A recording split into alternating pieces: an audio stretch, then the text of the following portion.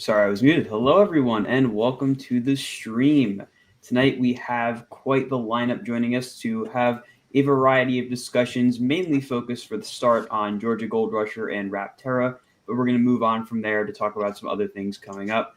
First, I'm going to let everyone introduce themselves, starting with Bob and working our way to Tom. So, Bob, go right ahead. I'm hoping I don't lose connection in this hotel. We'll see. Bob from BK Photo Page on all socials. Ken, Uncle Ken. I'm Zach at ZMSayPole on all socials. How's my audio? Can you hear me? It sounds pretty good. Okay.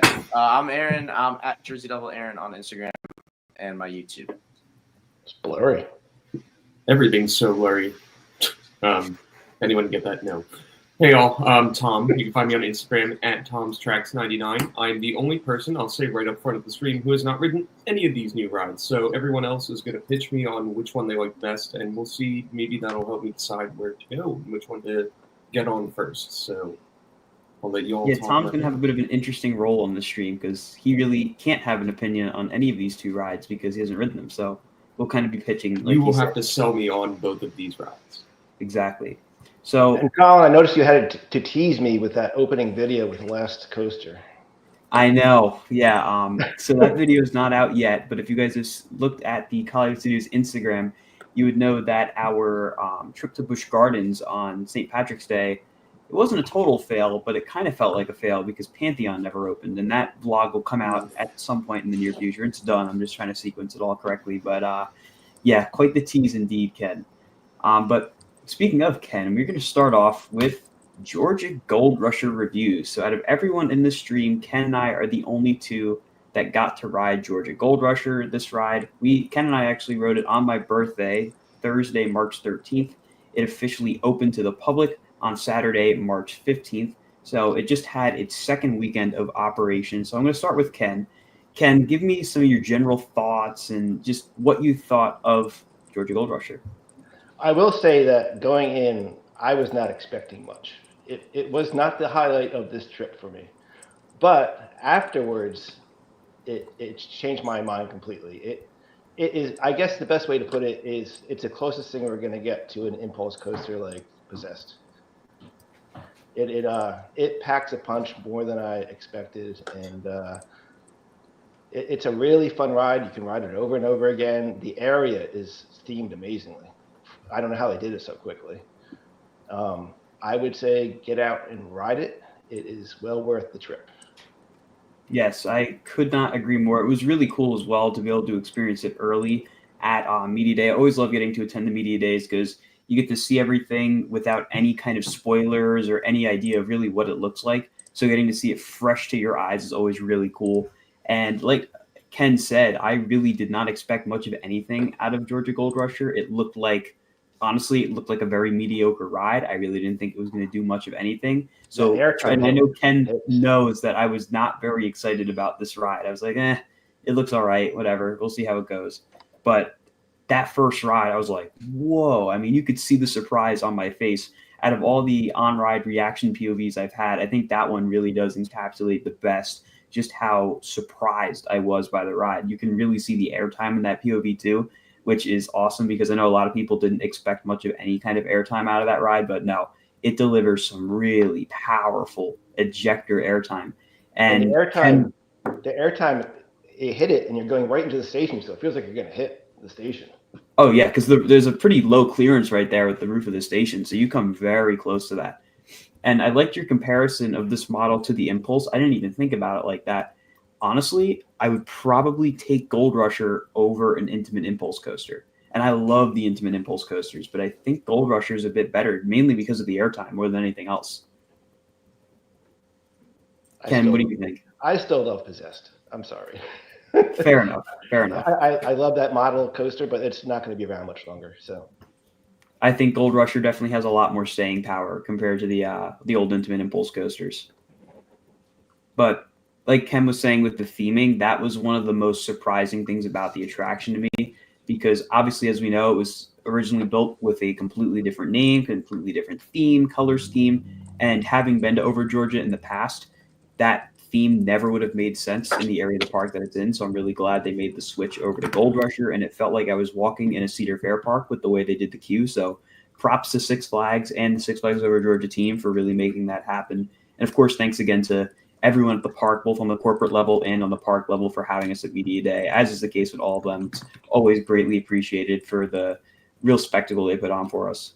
And the ride's actually very fun to watch. It's like you look down the hill into where the area where it is, and it fits perfectly in the area. Oh yeah, you would think it's always been there with the way it fits in. And I love the fact that there's so many different areas you can see it from in the park because of the way that Over George is built. And the entrance is actually kind of in a weird spot when you're looking at where it is in relation to everything else, because it's like down the hill and all the way around. I remember on Media Day when we kept like having to take a bathroom break or go get footage, we'd be like, oh, we got to walk all the way down the hill to get back to the entrance. But I think that does add to the coolness factor of Gold Rusher. So do not sleep on it. I think it probably will be the sleeper hit of the year because nobody expected anything out of it. But I don't think it's quite better. Like a surfboard. It still looks like a surfboard. It does still look like a surfboard, yeah. It's interesting, too. You can see there's a couple spots where they didn't repaint it quite yet. The underside of the ride vehicle is still blue from Georgia Surfer. And the train, the restraints, there's still, I believe, orange and blue on the restraints. So, I mean, that is from the original Georgia Surfer theme. But honestly, I think it's more of a cool Easter egg than anything else. And something else, too, you probably couldn't see this in the videos, where the train parks in the station, right underneath where the wheels sit, there's still a little bit of blue on the rails. They kept that part of it blue. I don't know if that's just so they know where it's supposed to park or just, the Easter egg aspect of it, but that was very interesting. I see Aaron has moved into a new house. Very nice. Yes, this is my new crib. I bought it with working at a Great Adventure. Congratulations, Aaron. Probably took you a while to get that. But Georgia Gold Rusher, I still can't decide. I do think I like Rapterra better. But speaking of Rapterra, I know quite a few more people in this stream have ridden Rapterra. So let's start with you, Bob. What are your thoughts on Rapterra? Yeah, so it kind of blew me away. I think that part of it is that it does such different things than the other wing coasters do. The elements are completely different, especially that last element is just, you hit that airtime hill and you don't expect to get airtime and you do, and then you hit that inversion at the end before you hit the brakes, and it's just like it's just so different than anything I've ever been on. And the POVs don't do it justice, because I remember watching the POV, like the animated one at least, and going, okay, this looks fine. But no, once you ride it, you're going to be like, holy cow, this is amazing. And it's a perfect fit for that park. It's something they needed. They did a really, really good job with the theming. The Media Day was weird because it was kind of like there was no itinerary really, and they didn't give us the things they told us they were going to give us besides the rides and the POVs and stuff like that. And I think that part of that, I thought about it after we left that day, and I think part of that was there was like 6 different people running it, and nobody was like taking charge, it seemed like. So, and they still did a great job, but like, they had said, oh, we'll let you go down by I-305 and walk back there for Pet Theory and whatever, and then into the Flight of Fear and see the new paint job and stuff like that, and we didn't get to do any of that. But they were pretty lenient about like, they didn't really stop us from like going wherever we wanted to take pictures around the ride. At least I climbed on that rock and nobody said a word to me and things like that. So, I mean, the ride itself, though, if you people that are going to go get to ride it, it's amazing. It's by far the best wing coaster in the United States. I mean, not saying much, but I kept getting asked, how does it compare to Thunderbird? I think it craps on Thunderbird.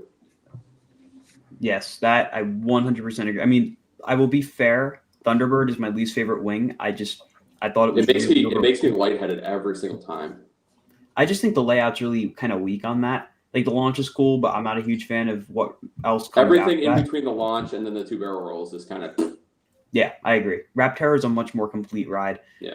But Aaron and Zach, you guys actually rode it before Bob and I. You went 2 days prior. So just to give you guys an idea of how the trips were kind of sequenced, if you've been following along on the channel. So myself, Ken, and my dad all went down to Georgia for Gold Rusher Media Day, then went to Carowinds, and then went to Busch Gardens. And we met with Zach and Aaron at Busch Gardens because they were just starting their trip down. You still got to get that vlog out. The day after we were at Busch Gardens, they went to King's Dominion for Rapterra's commercial shoot while we went back to Jersey. And then we were in Jersey for a day. And then my dad and I drove back down to Virginia for Media Day on Thursday. I know it's very convoluted, but Zach and Aaron, I'll let Aaron start first. What did you think of Rapterra? Am I first? I wasn't paying attention. You are first. My thoughts. It is definitely my favorite wing. It's really good. I don't know if it's a worthy replacement for Volcano, but I don't know if you couldn't really replace Volcano without putting a Volcano in where Volcano was. Like I don't think any ride system today can match how good that ride looked. But for what it does it as like good as it can. It's really good. My favorite. Did you wing. ride Volcano? No, I'm acting like I did. I know. Bob, did you ride Volcano? I did. How did Yeah, it- I didn't know what the crater thing was until Kyle told me though. Like I was trying to figure out like, is this gonna be a fountain or what the hell is this thing? And then I asked him and he said, no, this is the remnants of the volcano. And I was like, oh man, that's awesome. That ties in so well. That's pretty. That cool. is one thing I really liked about Rapterra. There were so many callbacks to yeah. what used to be in like that first bit of theming in the queue. So you go through the portal, and then to the right you have like that caged area. There are so many Easter. I couldn't even keep track. And nobody's going to pay attention to that unless the line is that far back because you just walk by it because you're just getting into line. You're not going to even stop to look at it. But Exactly. if you go, definitely stop if you can and just look at some of the stuff for a few minutes. One of my favorite things, I pointed it out in the vlog, was that there was like a picture of a Smurf. It was like real or fake because way back when Volcano, before it was Volcano, was Smurf Mountain and had a Smurf themed ride there. So I thought that was a really, really cool Easter egg. But Zach, I didn't want to forget about you. What did you think of Rapterra? So I only got 2 rides on it. But I got a back row ride and a front row ride. Which sides were each of those on? I got the right side both times. We were gonna try and cram in one more on the left, but we had to leave. From what I understand, I think you seem to say that you like the left side more. I like back left the best, but I think right side overall is usually better. Okay. So, because I happen to like the front better than the back, just because it was like a little bit smoother, and I feel like the airtime was a little stronger in the front. It's very. I've only done Gatekeeper as a comparison for other wing coasters, so I definitely think it's a lot better than Gatekeeper. It's more complete and really intense. Like every valley on that ride I found was like really intense, especially that last turn into the brake run. That pulls some really, really good G's. I'd say my favorite part of the ride is either the launch or that final roll right before the brakes, because that hang time is really good. But it's very forceful. It's definitely something that King's Dominion needed, I think, overall. I'd say top 3 in the park. I don't know where you guys rank it, but no, I guess not. I like it. But I think it's a good ride. It does. I thought it had a little bit of one of those like little modern B&M rattles, but I guess it's not that bad when you compare it to other wing coasters. It's like on every wing. Yeah. Yes, every wing. So I wanted to bring that up actually because I see people asking about that in the chat. I really don't think it's that rough. If you've been on a wing coaster, I know Bob definitely knows because he's been on all of them in the States. They're all bouncy. None of them are very smooth. You don't notice it really, though. I mean, I didn't. No. Like I said, somebody asked me because I rode front right first, and then I rode back like right away after that. And somebody asked me like, was there a difference? And I said it might be like 5% bumpier, but like you're not paying attention to it at all. Yeah, I mean, there's a couple of valleys where you will. The element that surprised me the most too is honestly that first wave turn. Yes, because you don't realize how like good of a wave turn it is. It's amazing. And that's why the back left is my favorite seat. And I have a full review coming out on Rapterra. You're gonna get whipped up in the air going over that. Yeah, because you get this like weird lateral weightless sensation as you go through. It's such a cool moment. Really, honestly, that's probably my favorite part of the ride. It's that and the final inversion. I think those two elements are definitely the best. But there's a lot of moments too, and I really like that B&M designed this into the layout where they're using the fact that you're on these wing trains where you're off to the side to kind of accelerate the forces, so to speak. So like that twisted S-bend, it would be kind of mediocre if you weren't on the wing seating, but because you do have that wing seating, you're getting that extra bit of laterals and negative vertical G forces, which I think really adds to it. I kept getting this sensation of like after the turnaround too, like losing like thought of where I was on the ride until the final like turn into the airtime hill, like that whole like back straightaway. I just like completely didn't know where I was on the ride at the time for some reason. It was really weird. I could definitely see that. You definitely get a little lost in the layout. And people are saying too that it's short. I think it's like the perfect I length. didn't think it was short. And it's interesting too, because when you sync up a POV of Rapterra to Volcano, the two of them are actually really similar in terms of their design. So it takes the exact same amount of time for the two of them to dispatch, turn, and launch. That is all perfectly in sync.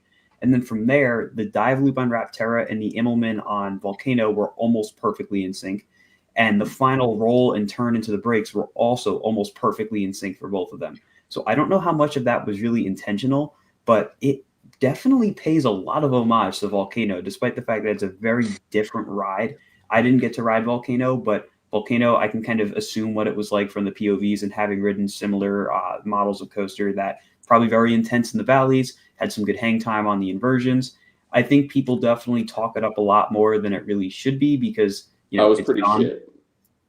I'm not gonna lie. Pardon my French, but I'm not gonna lie. Like the launch was awesome on it, out of the volcano and stuff, and there was like one or two good moments. But the rest of it was just like meandering around. Yep. It was just the fact that you shot out of a volcano that made it what it was. Yeah, coming out of the volcano was the best part. That was. I mean, that was, Other than that, you're like, please let it be over. yeah, this is boring. Yeah, just like going around. But I think the guy said, I heard him say it was Rapterra was 89 seconds. I thought he said when he was talking. That's probably from dispatch to like park.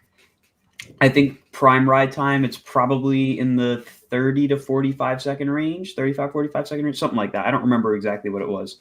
But I thought it was a pretty good length. And to Zach's point about it being top 3 in the park, I definitely don't think that. That's also because I'm a really big fan of Grizzly. I have to ride that more.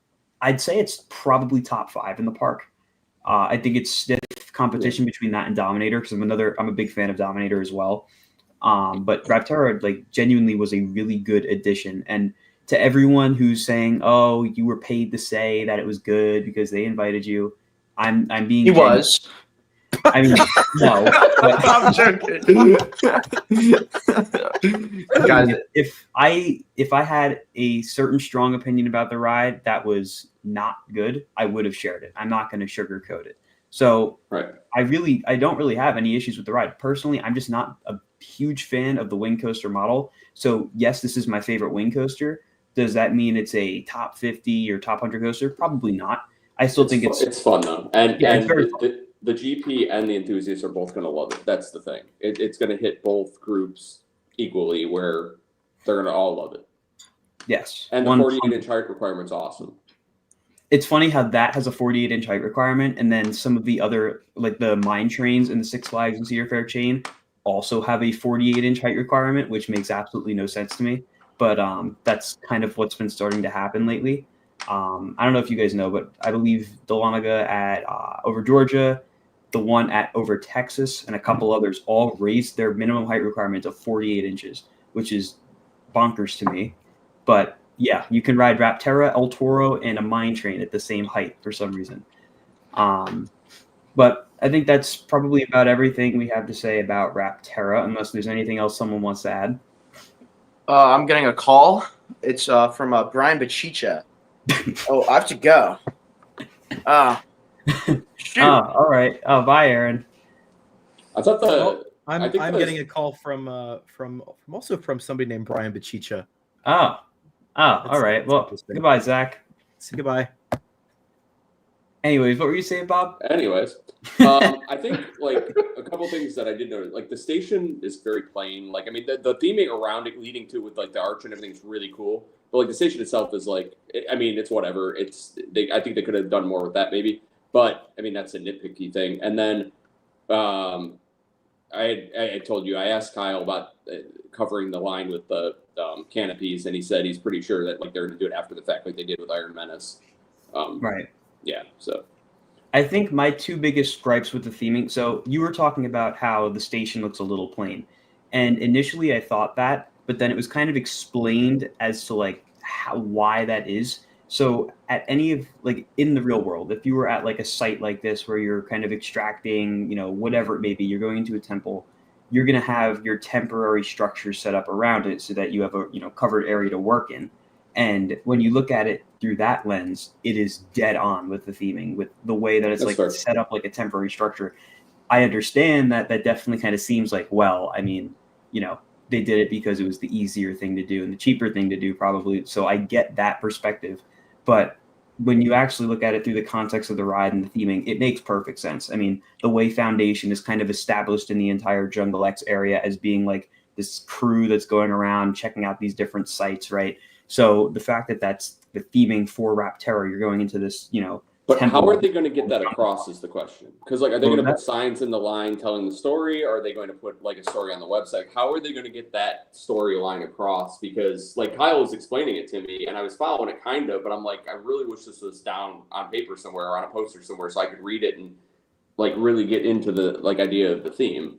I think that tends to be the issue with a lot of these relatively highly themed Cedar Fair coasters where, you know, everything looks great and there's a story there, but it's not that easy to find or follow.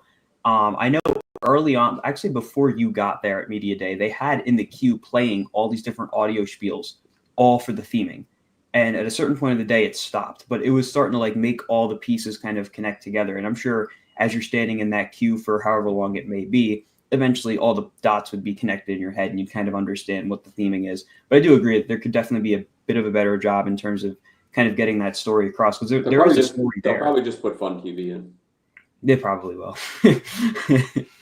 And although I didn't see any TVs in the queue, so hopefully we don't get But it was funny though, because we were talking about the canopies, and then I was also thinking, like, are they going to put like the Mr. fans in or anything? Because, you know, it's 110 degrees in Virginia in the summer. That is true. I think they'll probably be fine with just the coverings like they did for Iron Menace. I think that'll probably work fine. Like I said, I'm glad they didn't do it yet. That way, during Media Day, we were able to get all the great pictures before they're ruined by the cover structures blocking everything, because that's usually what happens. But yeah, Rapterra, they did a great job with it. I think it's a very fun ride. The best way I could describe it is it's a very floaty feeling ride where every element you feel like you're just kind of floating through it. And that's not in a bad way at all. That's what these wing coasters are best at. And I appreciate that this one in particular was designed to emphasize that. That was a really, really nice thing to see. But while we're on the subject of new coasters, now, before I even ask the question, Flash doesn't count. We already know it's about to open, and I'll be talking about Flash in a minute.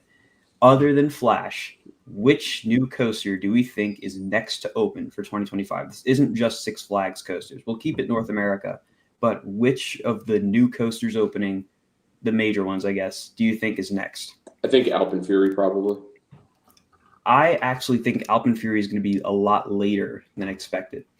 We'll see. I mean, we're looking at, the Epic Universe stuff, obviously, that's May, right? That's May 22nd. Yeah, so that, that they are already open for previews. I'm trying to think, like, who is opening new coasters, though? Like, you got, we don't know about you got Wrath of Rakshasa, Siren's Curse, Alpen Fury, Coda Land's 2 coasters. Siren's Curse probably won't be Quantum Accelerator. Quantum Accelerator.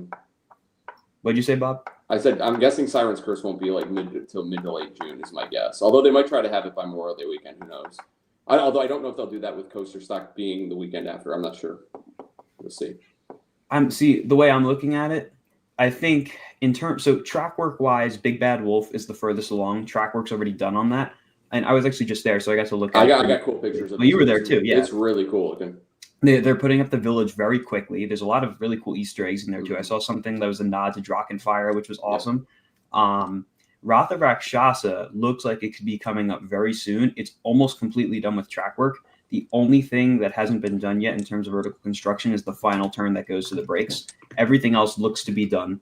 Quantum Accelerator is fully done with its vertical track work, with all of its track work actually. And I imagine the theming is going to start going in because that looks like it's going to be really well themed overall. And then Siren's Curse is probably not too far behind those two because there's not much left. I think it's just the lift hill turn, and that's pretty much it, right? Most of it was done, yeah. Coda Land is going to be the one to watch because both Palindrome and Circuit Breaker both have their track work complete. And as far as I know, they're not too far off from testing.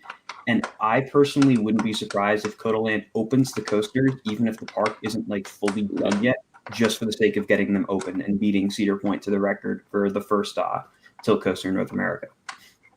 Yep. So out of all those, what do you think is going to be first?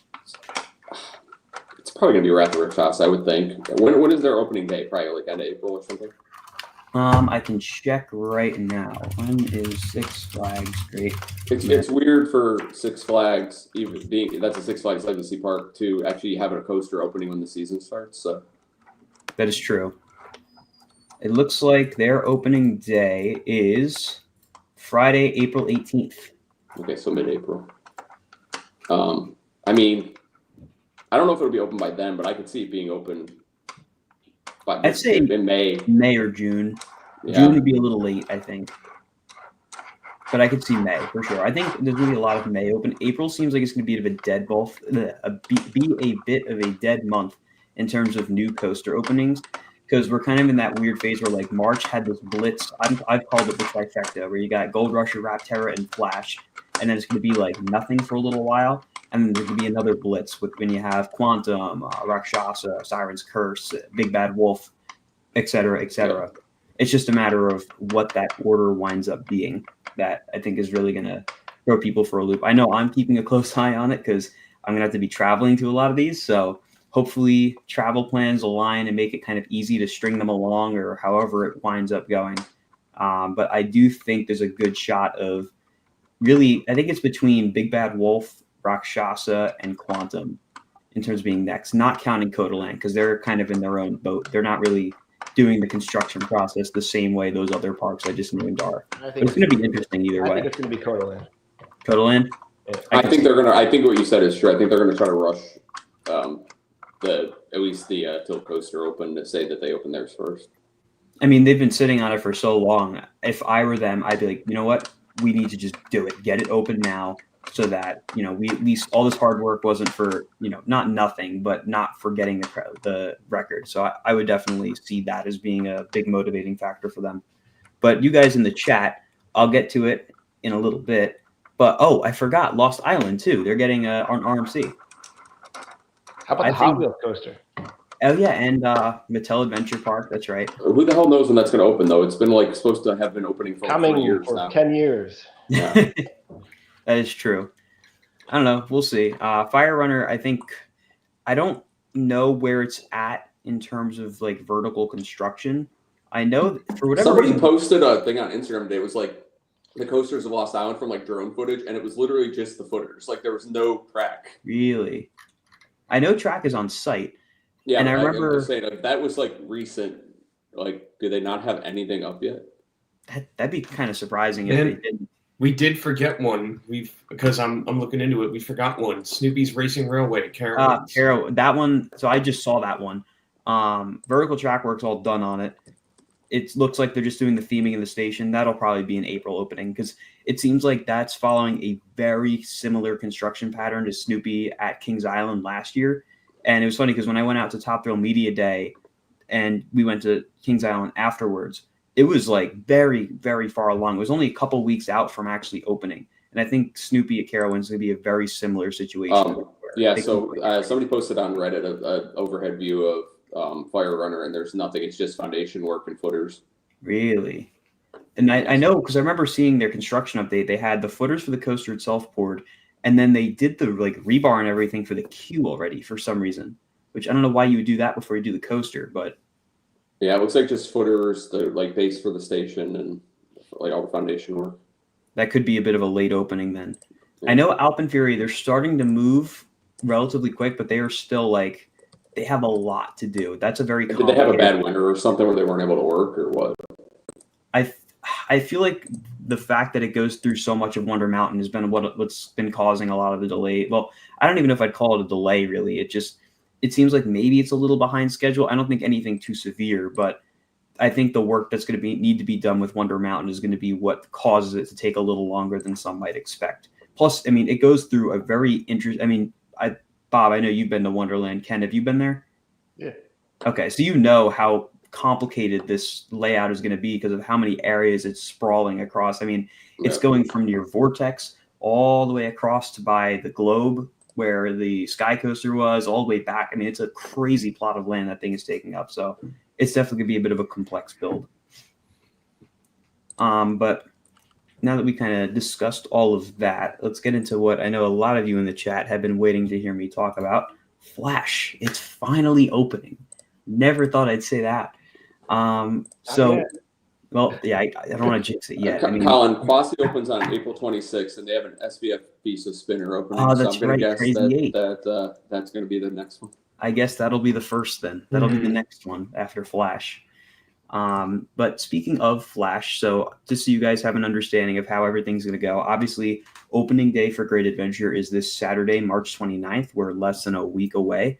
And there are a couple like events that people are going to be riding Flash early at, just so you all know. Tuesday, there's a commercial shoot. That's where I'm going to be riding it first. So 2 days and I'll be on Flash. It's pretty exciting. And then Thursday is the media day for Flash. So that's where we're going to be getting a lot of our footage and everything. My plan is to probably make a review of Flash after I ride it on Tuesday. So you're not going to see what it looks like in terms of like, well, I mean, we know what it looks like, but I'm talking about with like everything, missing. That probably won't come until after Thursday's media day.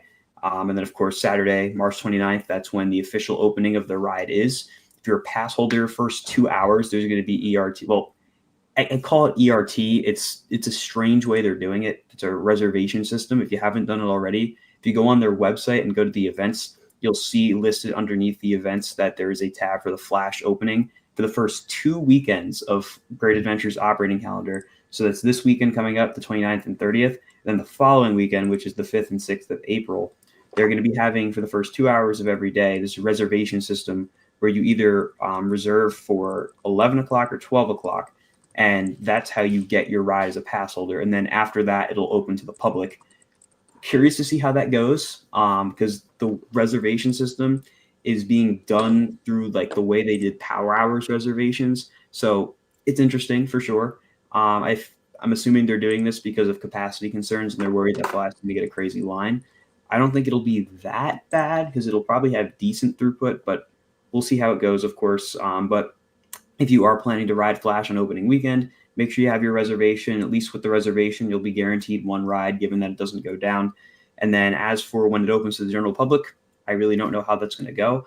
I heard rumblings that there could be a virtual queue, but nothing has been officially announced by the park yet. So we're going to have to wait and see. Another thing that hasn't been officially shown off by the park yet is the park map for 2025. I'm assuming it's going to look kind of crazy with everything missing.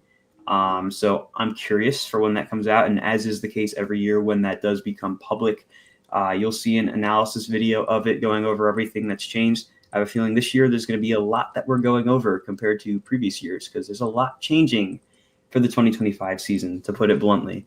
But this whole week, you're going to see a lot of content. So tomorrow we got the Rapterra review coming out. Tuesday is going to be a bit of an off day. It'll probably be a POV. Wednesday, ideally, will be the Flash review.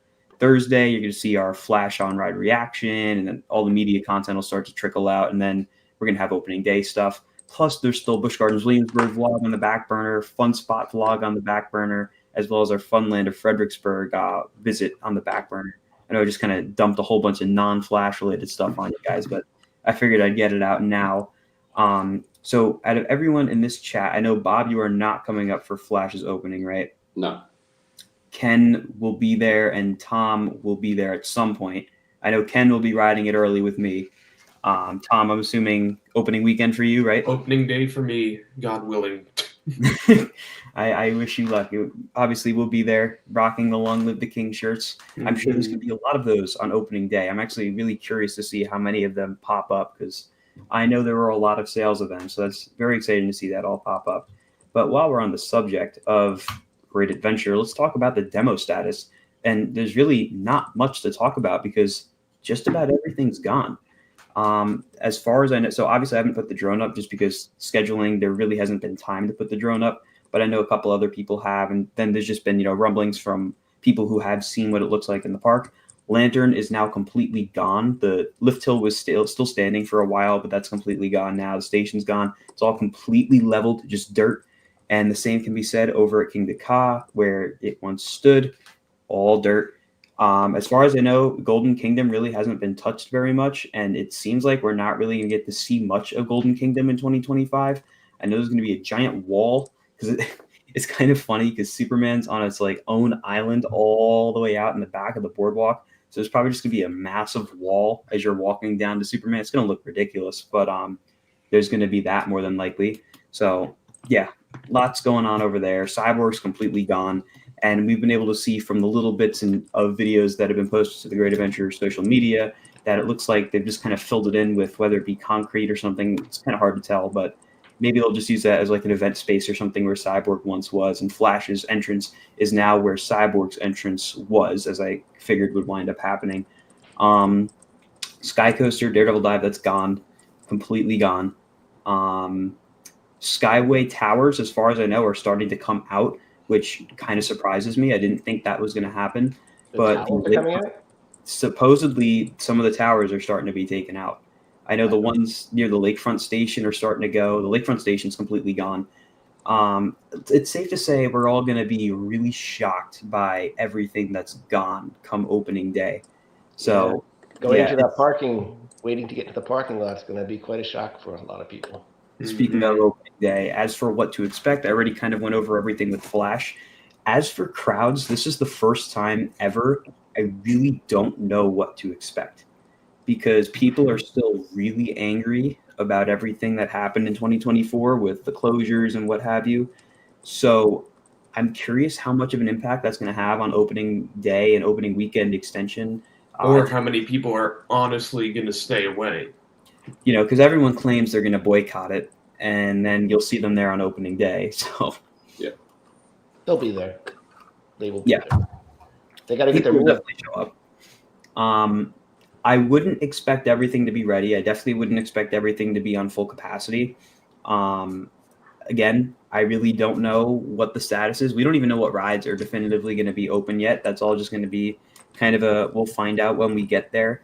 Because I did check, if you guys remember the past couple of seasons, I've been checking the list of rides that have been approved by the state to operate. And I don't think it's very accurate because Daredevil Dive is still on there. So I don't know how much I trust that. So we'll have to wait and see. Really, I'm just hoping that Toro is open for opening day. I think that would definitely help ease a lot of pains in terms of, you know, people being really pissed about what happened last year. So hopefully that is at least open. Of course, we'll have Flash. I'm sure we'll have Nitro, Jersey Devil, all the usuals. So it'll definitely be a weird opening day. I'd say expect some lines. Oh, definitely expect lines, especially because Great Adventure is now implementing IROC. So if you guys do happen to notice operations are slower than usual, don't take it out on the employees. They're still getting used to this new way of doing things. IROC is a very different system than what Great Adventure used to use. So it's going to take a little bit of time for them to get used to it. I'm sure they're going to start pushing put, as the operators like to say, in no time once they're used to IROC, but give them some time and eventually it'll all work out. So that's my spiel for the pre-stream, unless you guys have anything else you want to add before we enter the chat and start talking questions. Well, to close the loop on the first part of the stream, which I guess this really only applies to Colin and Ken. Sorry, Bob. But of Gold Rusher and Rapterra, which would you prioritize if you haven't ridden either yet? Well, that only applies to me because Ken didn't ride Rapterra. Wait, that's right. I didn't do that drive back down there again. That's right, because I remember hearing that you thought everybody was crazy for going back there. And honestly, me too. That's I would have stayed down there if I was going to do it. There's not enough to do in Virginia at that time of year, though. Well, there's other things in coasters, Colin. I mean, yeah, but, you know, I got to ride some coasters. If I had to pick which one you got to prioritize, I mean, Rapterra is definitely the more of a full package. Plus, King's Dominion this year as a whole is going to be a really great time to visit the park. Do you want to go back to that park? Jungle X overhaul, 50th anniversary. Blue Ice Cream is coming back. That's what I'm really excited about. So, yeah, there's a lot. It only makes sense to go there after we did Kings Island 50th. So we got to compare the events. Exactly. I thought it was funny, Colin, how the like the sweaters are the exact same logo as the Kings Island 50th. Dead on. I wonder if they'll. I have a Kings Island 50th, and it's got like the gold 50th logo with Charlie Brown and Snoopy on it. If they're gonna recycle the design, it was the one with the like the Eiffel Tower between the 5 and the 0. Yep. Yes, and then it's got like the golden celebration, and it's got Snoopy and Woodstock and Charlie Brown. So if they recycle that design, I absolutely need to get King's Dominion's version of it too. I haven't ridden Rapterra, but I'd say prioritize Rapterra. It's a great Gold park Rusher. anyway. Gold Rush is more of a surprise than anything else because it's very obvious that when it was added, it was a very, we'll call it impulse purchase by, you know, Six Flags. as was the Kid Flash coasters. They obviously didn't go too far. Rookie Racer, which is still holding strong, and Flash. Flash, obviously, probably gonna be a similar story to Gold Rusher, where it's going to surprise a lot of people because everyone's kind of grown dull on it because of the delays and everything going on with it. Plus, people were never that impressed with it from the get-go. But Gold Rusher is definitely not something that should be ignored. It was a really, really surprising ride. And I'm just not realizing, too, I didn't even mention the Kid Flash coasters because we got to see them when we went down to Georgia. They're just sitting there. The trains are gone. All that's left is the Zero cars, and they're just sitting in the station. And it's funny because it didn't even look like the ride was permanently closed. Nothing about the ride's presentation would tell you that. The sign was still there. There wasn't really much blocking the entrance. There's just a little barricade. Nothing very crazy. You would think it was just a temporary closure. I'm curious when they're going to wind up actually taking it out because obviously they're done. I know the Fiesta ones have a more, actual wall around them compared to Georgia, but it is definitely sad because I thought it was a fun ride when I rode them at Fiesta, but obviously the chain decided that they were not worth putting the money into. So, oh well. Man, the lighting package was one of the coolest ones I've ever seen for a coaster. That's what made it unique to me. Other than it was like a Windows blue screen of death, halfway on the ride on the one panel on the side of it at Fiesta, which was hilarious. But they wouldn't have taken care of that. No. Half the panels would have stopped working, and they did. I will say at Rodeo when we were there last year, they were working almost perfectly. I think I saw maybe one light panel that was messed up. It was just that one section about 3 feet long that was just, it would take somebody took a sledgehammer to it. This has reminded me, though, to go into my big old spreadsheet of coasters and see if I did mark the Kid Flashes as defunct. I don't think I have. So you know what? I will take care of that right now. It's funny, too, because before we got to the spring season, I made a list of all my defunct coasters and made it a YouTube video ranking all my defunct coasters. And ever since I made that video, it's already outdated because there's more new defunct coasters. Yep, I did not mark Kid Flashes as defunct. Oh yeah, I gotta go change all those too. Let me do that right now. Yep, I'm gonna go do that too. There you go. But yeah, over Georgia was a beautiful park. I was really impressed with how it's a really nice place. Yeah, Their Justice League is great there too. But if you throw Airy Force in there, Tom, I still got to do that. That's a beautiful coaster. Airy Force is truly in a league of its own. And I will say, I do think it's better than Wildcat. And I love Wildcat, but I do think it's better. Wazzy is still my number one. Wazzy still reigns supreme. There's no doubt about that. But Airy Force is close. All right. I think it is time to delve into the chat. As usual, super chats get priority and they pop up at the front. But until we get one of those, we're going to keep rolling through the chat. I got to find where the questions start. Okay, here's an interesting one. Does Rapterra have as bad of a rattle compared to Iron Menace? It seems, actually, I'm the only one that can answer this because, Bob, you haven't ridden Iron Menace. No, I've not ridden it yet, no.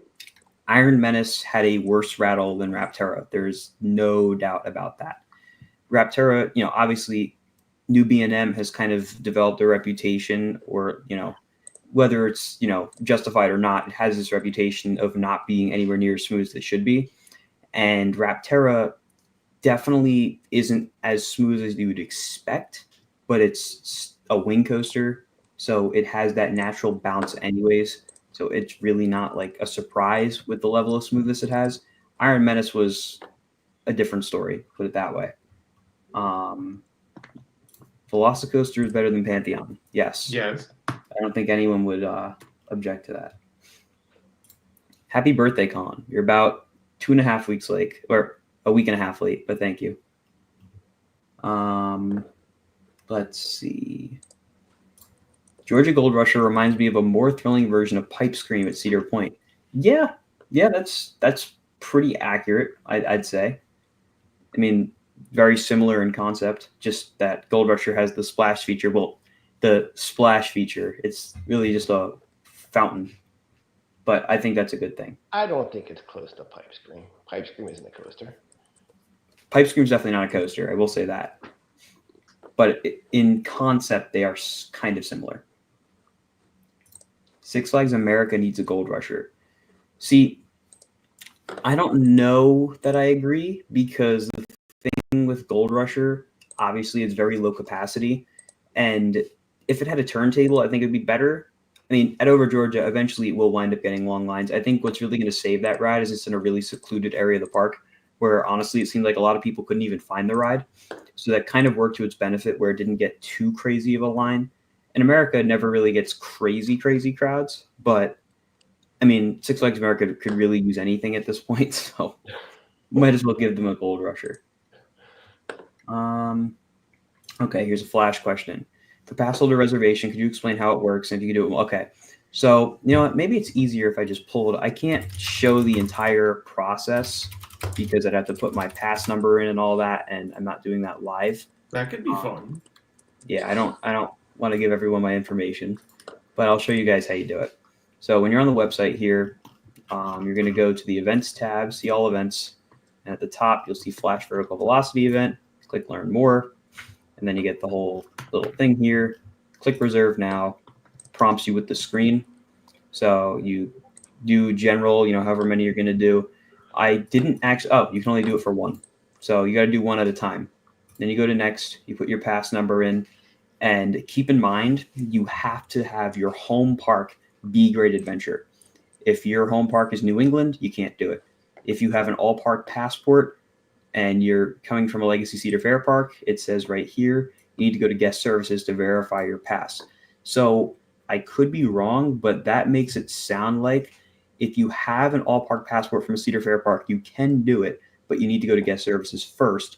And if you have a Legacy Six Flags pass with the all park passport, you can't do it, which is kind of strange to me, but that's the verbiage I'm getting out of from this. So you go through all the prompts here. You'll eventually get the time slots. I don't actually know what time slots are still available, but The first day sold out. The first day is sold out? Yeah. I figured that would happen. Everything else is open. Okay, makes sense. But yeah, you do that, and eventually you get to the very end. It's not too difficult. It's just a matter of finding it, really. In the future, you, Sammy, Tom, Zach, and John should all visit Ferrari World to ride Formula Rossa so you can relive the front row face clap of Kingda Ka. It's definitely on the bucket list, that's for sure. Need to get my passport. Yeah, you do got to get your passport. I got my passport a couple weeks ago, so I'm all set. A question for all of you guys. What do you think will be the best part of Flash? I'm going to start with Bob because I feel like Bob knows the least about Flash. I'd have to go watch the animated POV right now to have any idea. I have no idea. Ken, I don't remember at all. The sound it makes at the start will be the best. Yes, the bass drop. I'm probably the only person who's kind of excited for the double up, which I guess is also a double down. The double up that doubles as a double down. That should be fun. I think the double up, or the second half of the double up where you have the airtime held that turns into the twisted dive, I think that's going to pack in a lot more punch than people are. I don't think I've experienced anything like that. I can't think of anything. So, Bob, I think we lost your audio. oh, wait, am I back? No, Bob, not Tom. Oh, I saw Bob move his lips and then he didn't talk. I said I lost sound There in you my set, but can you hear me now? Yeah, I can hear you. All right, I'm just going to go without that. But yeah, I feel like honestly the chiller roll might be the weakest part of the ride, just looking from the outside in, because it doesn't really seem like it's going to have much. Like it's going to be nice and flowy and everything. But what's going to really be the best part of Flash is that it's going to be butter smooth. New Gen Vekoma, they are just. I mean, what have I ridden? I've ridden Dragonflyer at Dollywood, and I've ridden Guardians and Tron, and they're all so smooth. And Flash being their kind of tried and true new model where, these MK1101s are just always glass smooth. This ride is almost guaranteed to be perfectly smooth, which I think is going to be really nice because, quite frankly, there's not a single coaster at Great Adventure that's remotely glass smooth. So that'll be nice. First half will be good, and the second half I will not like. Ken's not a fan of backwards. No, backwards. Let's see. Do you know, will the standby line be open at the same time as the reservation line for Flash? I'm going to say probably not, because I don't really see why they would have the reservations if they're just going to open standby. I wouldn't be surprised if the ride time for pass holders gets extended beyond the first 2 hours. I agree. We don't know what the downtime situation is going to be of Flash yet, so that'll kind of determine that big time. The Rapterra roughness / rattle is so overblown. You are 100% right. What day and time are you going to ride Flash? Well, there's quite a few days and times I'm going to ride Flash this week. So, I mean, I said it earlier. I didn't reserve in time for opening day. Well, it doesn't mean that you're not going to be able to ride it on opening day. You just won't get on it during the pass holder kind of exclusive time. I just got a text from Bob that he keeps losing sound and he's going to have to bail. He says, tell all my loyal followers I said goodbye. Loyal followers, Bob says goodbye. Let's see. What is next? Here's someone's prediction for the top 5 at King's Dominion. I would talk switch, about the. You go ahead. I'd switch Grizzly and Rapterra. I still don't know if I like Rapterra or Dominator more, but I think Grizzly is still top 3 personally. Can we talk about how Grizzly just like vastly turned around? See, So it was I remember always it being good. It was just really rough, but the layout has always been great. It was Now good it's before. smooth. It was good before. I remember it murdering me in 2019, but When that I first retrack wrote it, I worked hated it wonders. because it was so rough. But it's actually like really, really good after all the improvements they made. Let's see. Do you know if Medusa will be open for opening day of Great Adventure? As far as I know, it should be. Hopefully, we'll see. Guys, I'm more hyped for Pantherian than Rapterra. I mean, I would be too. I'd be more excited to get back on i305 than ride Rapterra because i305 is just that good. Let's see. I'm riding Flash on Saturday. Hope you enjoy it. Has anyone here ridden Top Thrill 2? The 2 of us at the top have. Myself and Ken have ridden Top Thrill 2. I rode it 13 times. So I see someone asked that. Kali rode Top Thrill 2 shortly before getting 2 car rollbacks. It was a few months, but yeah, I did get to have Sure, it's Top Thrill relative. 2 and car rollbacks in the same year. Is anyone going to be at the Flash photo shoot on Tuesday? I will. Yes, I will be there too, and Ken will be there as well. You have a streak now, Ken. You'll be establishing a streak of photo shoots. Maybe you'll be in the picture they use for all the marketing materials for this too. He already is for Jersey Devil. Yeah, that's what I'm saying. In fact, let me see if I can find that picture just so people know what I'm talking It's about. everywhere. I feel like it's on their website. It's definitely like one of There the it is. hero Here's the first images. one. Every time I get an email, there's my photo again. Yeah. There you go. Yeah, because they overused they overused that photo like crazy. Let me see if I can get this to open This is a in very good high photo. res. Present. There it is. There's Ken. It's Ken and Casey, actually. Go figure. But if you've seen this picture before, just know that is Ken in row 2. Just Ken. Just Ken. Let's see. You might go to King's Dominion That for was the my first first ride on Jersey Devil too. That was your first ride? Hmm. That's awesome. Did they tell you to keep your hands down or no? No, they did not. Amazingly. That's because They at told us to be everything as for new energetic Six as possible. Flags. What'd you say? They told us to be as energetic as possible. Oh, yeah. For all the new Six Flags stuff, they've been telling everyone to keep their hands down. Which was hard on Gold Rusher. I know. He just wants to throw your hands right up. What's the best first ride to go on? It depends what you're looking for. If you're trying to beat long lines, probably Rapterra, honestly, or Tumbili. If you Or care about Apple's Apple. credits, Apple's Apple, you'll want to hit early. Yeah. But Tumbili also gets a crazy line, which maybe won't be as bad because of Rapterra. We'll see. I-305 or whatever it's called now. Pantherian. It doesn't get a long line. No, usually it does not. People can't take it. I am going to go grab myself more water because I'm already through all of my water. I'll leave you guys with this question, though. Oh. All right, so Geo Inventor 3 asks, when do you think the new Ka replacement will be officially announced or start construction? Well, has it technically been announced, sort of? And I'm gonna guess they probably already started some of the construction while they were taking Ka down. I guess if you want to get technical, that was the first step for it. But I feel like we don't know what it is, but we do have our announcement that it's coming, so I don't know. Maybe like in terms of what it will be, I want to say it'll probably be around Labor Day, maybe even a little earlier, depending on how far along they are with the construction. But if I don't know, Labor Day sounds right.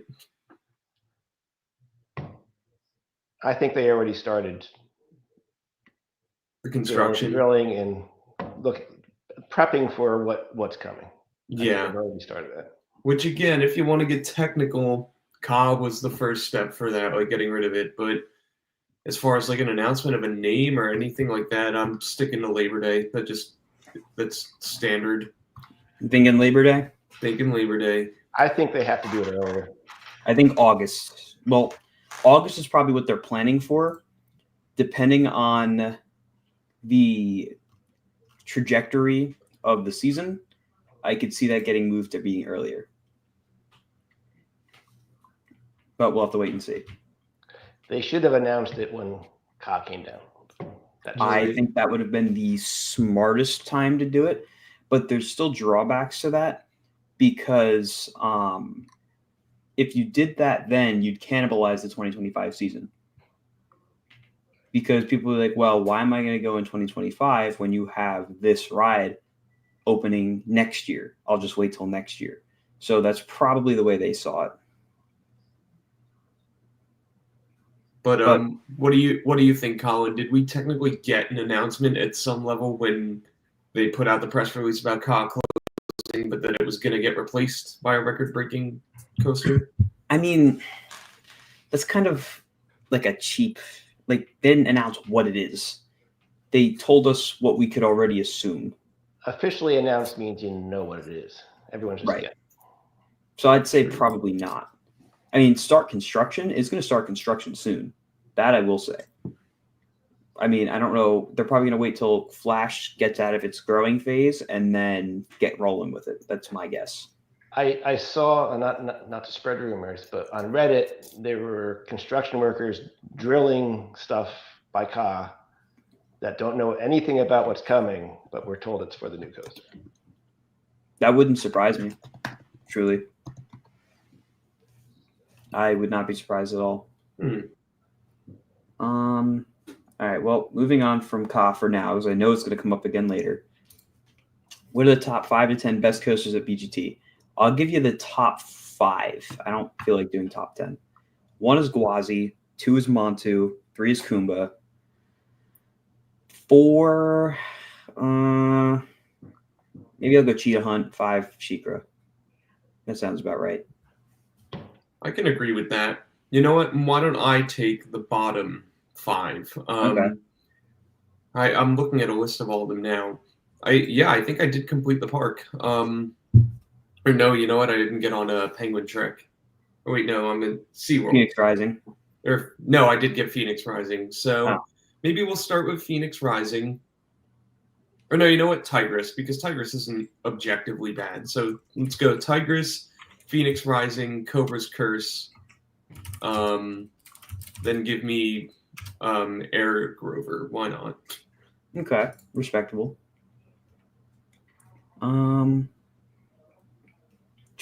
Let's see. Okay, here's an interesting one. I feel like the 2026 coaster will be delayed until 2027 unless they start soon and get going fast. So this is a really interesting project because it's obviously was planned very recently, and typically in the design of a coaster, it takes at least a year to really get the ground running. Flash was an anomaly because it was purchased and planned very last second. We obviously see how that panned out with it opening a year late. And quite frankly, Spin de Ka, well, I'm calling it Spin de Ka because that's what I keep calling it in my head. Ka's replacement is not going to be too different of a situation from that. Obviously, it's not just something being taken off the shelf per se. We don't know exactly what it is. We're all assuming it's the box spinner, so let's just go with that for the sake of the argument. If they made this decision in July of 2024, that's when the merger happened, right? A year from then will be July of 2025, which means that in a year, they needed to completely demolish Kingda Ka and get rolling quick with footers and plans and manufacturing the attraction, all of that. Do I think there's a chance it could be delayed till 27? It's not out of the question. And I mean, there's a variety of factors that could make that happen. But we just saw what happened with two coasters that were planned very quickly and kind of last second, and they both opened a year late. So I'm not saying that's definitively going to happen with Ka's replacement, but it's not out of the question. So, we're going to keep a very close eye on it and see what winds up happening. Obviously, if it got delayed, that would be kind of catastrophic for the park because they really need this replacement right now. I mean, people have a perception after Ka got removed and everything else, especially when the implosion happened. I mean, that was just that made national news. So everybody knows now. And they really need a big win. And I really hope the 26 coaster is that for them. We'll see what happens, of course. We also know that Jersey, quite frankly, is a pain in the neck when it comes to permits and all of that. They are probably the most difficult state to work in when it comes to that. So let's just hope Great Adventure can get it rolling. Keep your eye on that plot of land. Yes, that will be the place to watch right there. Keeping an eye on everything. Let's see. Is this the last stream before opening day? Welcome back, Aaron. It sure is. Because opening day will be Saturday. Typically, streams are only done Sunday. And this is the last Sunday before opening day. So, yes. And for those wondering, I was on a very important business call with Brian Bachicha, the park president. Yep, Aaron definitely had a really important stuff going on behind the scenes, guys. Oh yeah, stay tuned. Yeah. Can't wait to go to Epic Universe in June. Epic, I've heard from people that have been able to go there early, and they've been doing nothing but raving about it, and the park's not even done yet. So I think Epic's going to be a big win for Universal. I mean, there's so much to it. I will say, just nitpicking, I feel like the park's a little small in terms of attraction number. I don't honestly think there's enough attractions for the size of the park. I think there should be more. That's just my opinion, though. Welcome, Jason. Hello. Hi, Jason. Actually, welcome, Jason. What do you think of Epic Universe? What are your thoughts on it prior to opening? Getting thrown into this. I'm gonna do like the complete opposite of everyone. I bet I would temper your expectations and go in lower, and don't overhype everything. Don't listen to everyone saying it's the greatest theme park in the world, because then you're going to be holding it up to an expectation that probably won't be able to be met. You need to temper your expectations to actually enjoy a place that's getting hyped from everyone. And also, don't look at spoilers. Don't look at POVs. Just enjoy the park. That's my 2 cents. That was very well said. That's pretty much how I feel about it, too. Don't go in expecting the greatest thing in the world, because nothing is the greatest thing in the world. But that doesn't mean it's not going to be an amazing ride, or amazing park, rather. Stardust.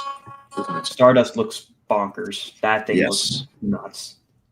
Are you playing the bass? Opening feels like guitar. Sorry, I'm just someone stimming or something. I don't know. Flash finally opening feels weird. That's for sure.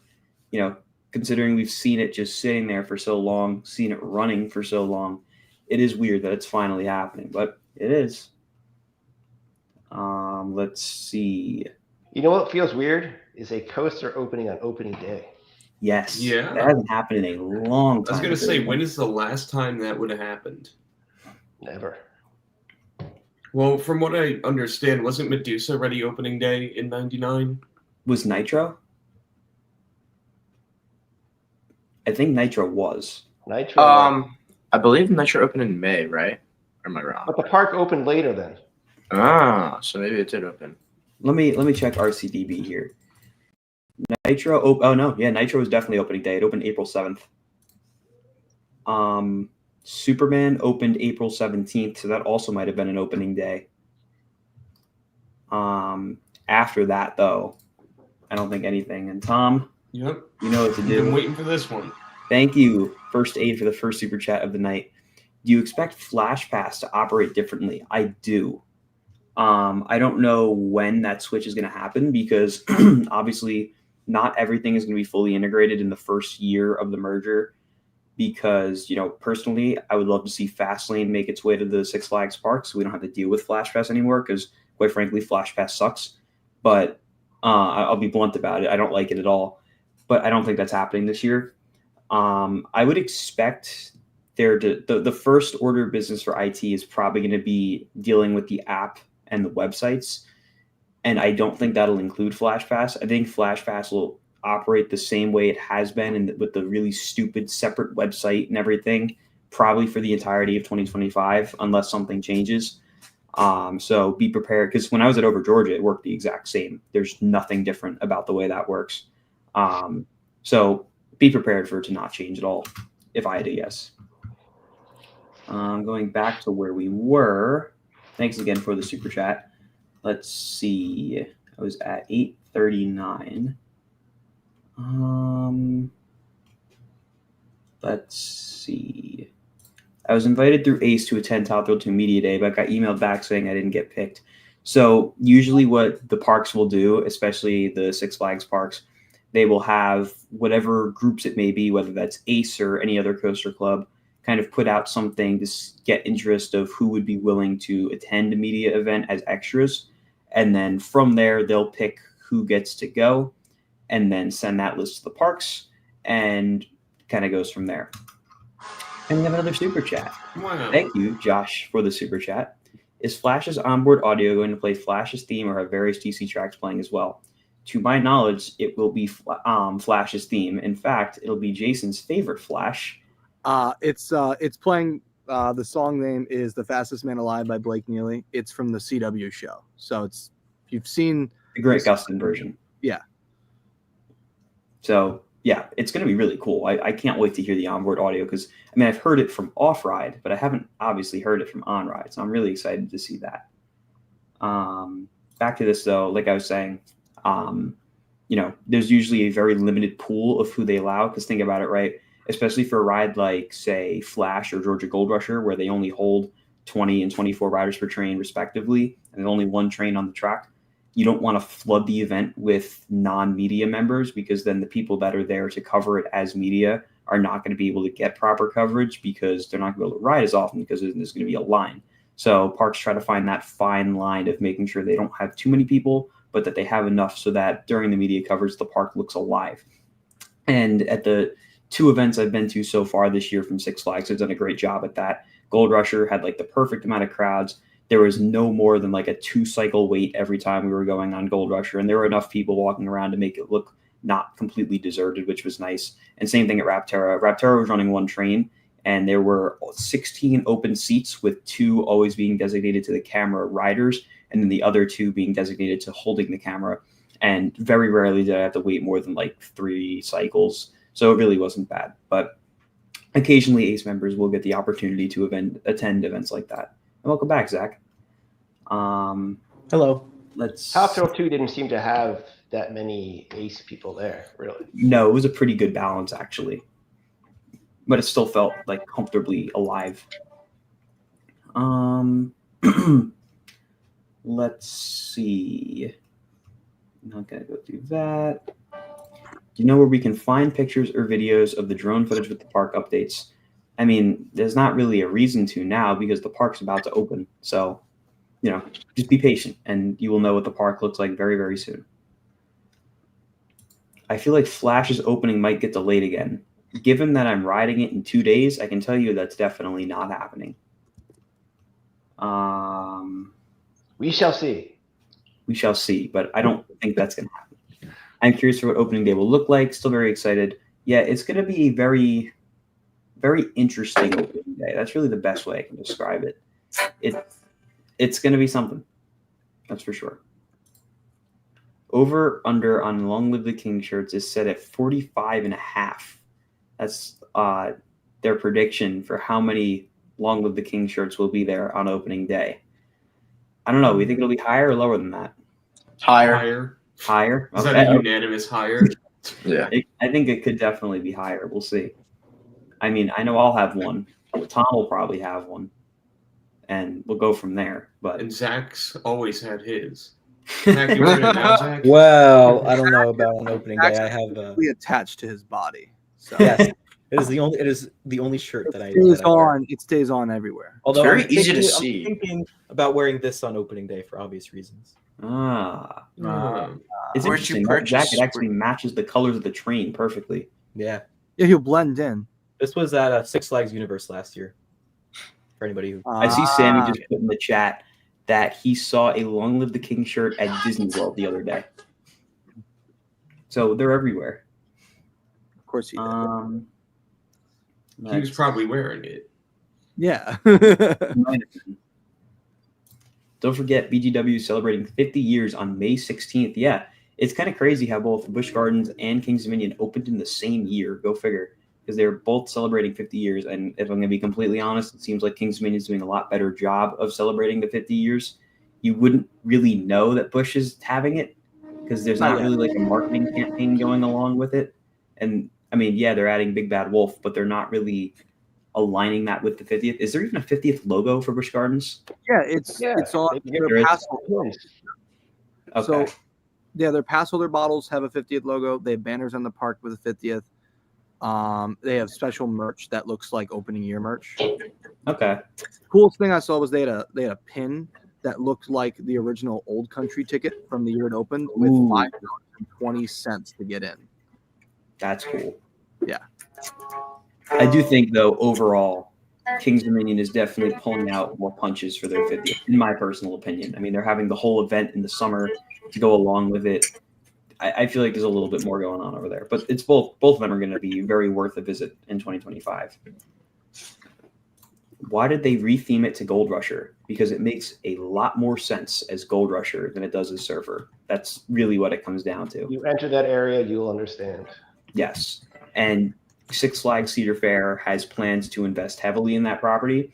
And they probably figured that they might as well make this change now before the ride opens versus later when they get really annoyed that it doesn't fit with their vision for the park. Let's see. And it happened after the merger. So this was a Cedar Fair call. Here we go. I went to Fiesta, Texas last Friday. The sign and Kid Flash statue was gone, but everything else, including the red train, is still intact. What do you think will replace Kid Flash? I don't really know if anything will replace it right away. I mean, it's kind of in an area of the park where there wasn't much anyways beforehand, so I don't think there's going to be a real big rush. I know you've posted lots of videos, but Hollywood, what do you think Ka will actually be replaced by? Well, like you said, I posted a lot of videos, so you'll find the answer in one of them. Hey, Colin, do you think I would be able to bring the DJI Pocket 3 small gimbal camera to Great Adventures opening day? I know that some people have issues with it. I remember last year's opening day, people had that exact same camera and were told they couldn't bring it into the park. So I don't want to give a definitive yes because I honestly don't know. Best bet, reach out to guest services. Well, I mean, that's kind of a hit or miss online. But, I mean, get there early, go to security. If they tell you no, they tell you no. If they tell you yes, they tell you yes. I don't definitively know. And definitely don't ask Missy Six. No, Missy Six has no idea. And something else I wanted to address is that a lot of people were like going crazy because it said Toro, Medusa, et cetera, were closed for the season. That's just because the app and the website have not been updated yet for the 2025 season. So when you see that half the rides say they're closed for the season, it's not true. It's just because they didn't update it yet. And if you go through the 6 minutes live chat, they will tell you that everything is closed for the season, which is not true. They don't know anything. Don't listen to them. Just know they will be open. Well, it's closed for the season because the season hasn't started. Yes, there you go. Exactly. So it's not technically wrong. Oh, look at this. Jason from Accelerated Creative says Pantheon over Velocicoaster. L opinion. L opinion. I do. L opinion. I think it's a stronger like ride overall because if you got rid of Velocicoaster's theming, the first half is probably the most boring roller coaster experience I've ever had. You're nuts. For like a coaster that is supposedly the greatest in the world, the first half feels like an average coaster. If you appreciate it for what it is not. The first two inversions are immaculate. There's strong pops of ejector everywhere. Sure, there's maybe one or two dud moments, but I mean, every coaster has a dud moment. But Pantheon certainly does. But So if you go in with low expectations. yeah. There you go. I went in with Sammy in my ear for like 2 years saying it was the greatest. Yeah, can't really get past that. Where like Pantheon, I didn't expect the backwards being almost a foot out of my seat moment. So Fair enough. I still think that Velocicoaster crushes Pantheon, but that's just me. They're both good rides. They're both in my top 10. Oh, they're both great. They are both top 10 coasters, but Pantheon is not on the same tier as Velocicoaster. Someone's got Discord on. Anyways, Six Flags America needs a super boomerang. Maybe if it had a different layout than Flash, sure. But I think having another cloned ride, at the next park down, not really what Cedar Fair is looking to do with these parks. I will say, if Cedar Fair and Six Flags merged a year ago, like a year before they actually did, I don't think Flash ever would have wound up at Great Adventure because it really doesn't fit with what they probably want to make the park into. Well, gone perfectly in the space between Superman and Batwing. Yeah, that's true. That would have fit really well, actually. We could have gone Siren's Curse. You saw the What If video. I think it could. Let's see. How much longer do you think Batwing has? It's on borrowed time, in my opinion. I will be really sad the day that goes, though, because that'll be the death of the model, which sucks. I've gotten to ride all of them, and they're all good. Like, I enjoy all of them. I've only gotten to ride each of them once because they're so unreliable, but they were good. Anyone who needs Batwing, go with me to America because I've never been without it being closed. I think I've ridden it a minimum of like 2 or 3 times every time. The only time I went to Six Flags America with Tom was the only time Batwing was open for me. So I got to go with you, Tom, because every time Let's do it. It's going to open and it'll be open in 2-3 hours. I'm not going to sit there for 2 hours. Well, that's when you ride Superman and Joker because I have gone plenty where it's open late or it's open for a few rides and then it's closed, but then it reopens. So it's always been open in some capacity. Interesting. Well, I guess you're lucky. Yes. Is it just me or do I miss Kingda or Zumanjaro more than Ka?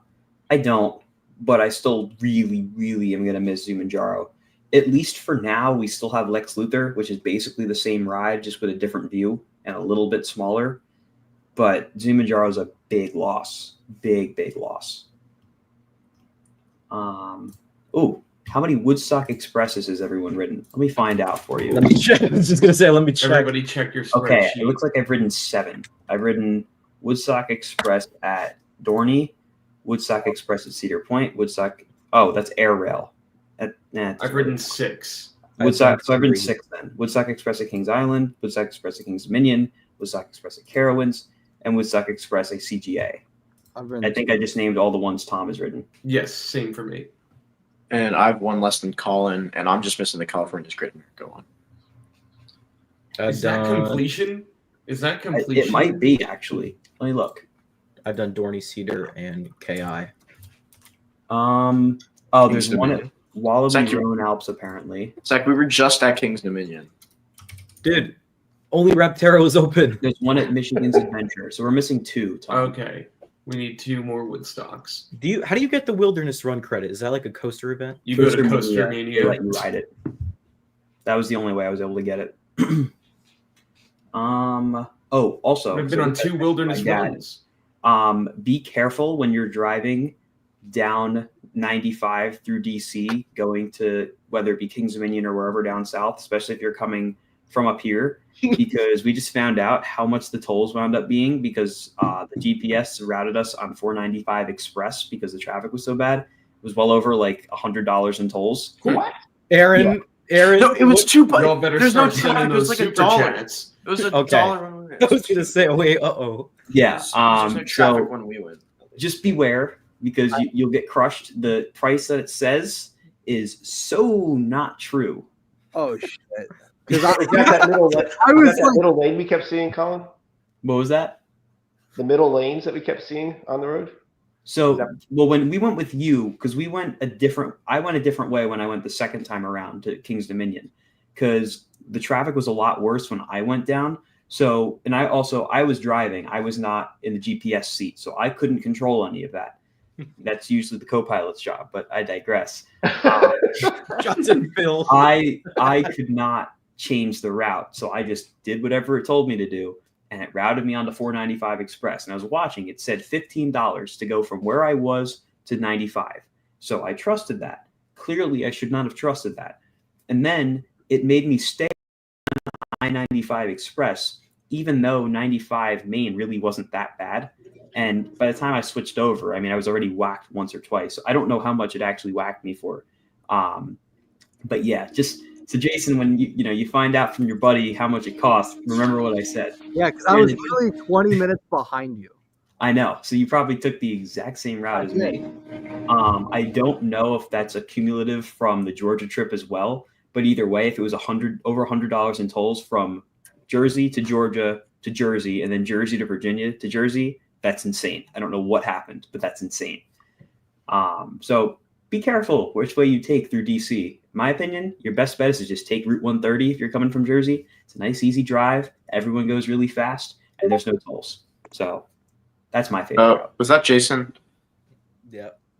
Anyways, let's see. Sorry I had to go on that tangent there, but yeah, we were very surprised when we found out about that today. Best part of Flash will be stall or top of double up. I agree. I think the top of the double up might be the best part. I'll know in 2 days, but that's my guess. Last row will be the best seat in that turnaround. Yep. I think that's probably going to be the spot right there. Do you think the restraints for Flash will feel similar to best restraints? No. If you look at a rider cam for any of the Vekoma New Gen coasters that have those vests, you'll notice it's very different than the way it sits on you on, say, an old Vekoma Boomerang with the new restraints. There's a lot more room from like your collarbone to the vest itself. So you have a lot more room to come up out of your seat. It's a lot looser. So I don't think it'll feel like B&M vest restraints at all.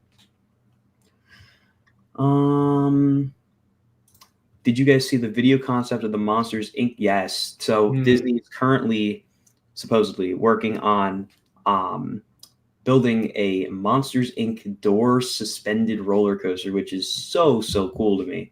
I was really hoping that they would wind up doing that eventually, and knowing that they're actually doing it is awesome. So the way the loading system works is it's this crazy switch track ordeal with the loading station where you go up and then you dispatch. It's kind of insane, but it's like a second ride. Yeah, it looks so cool. So if you haven't seen it, check the Imagineering Instagram. I see someone telling me I don't know how to drive.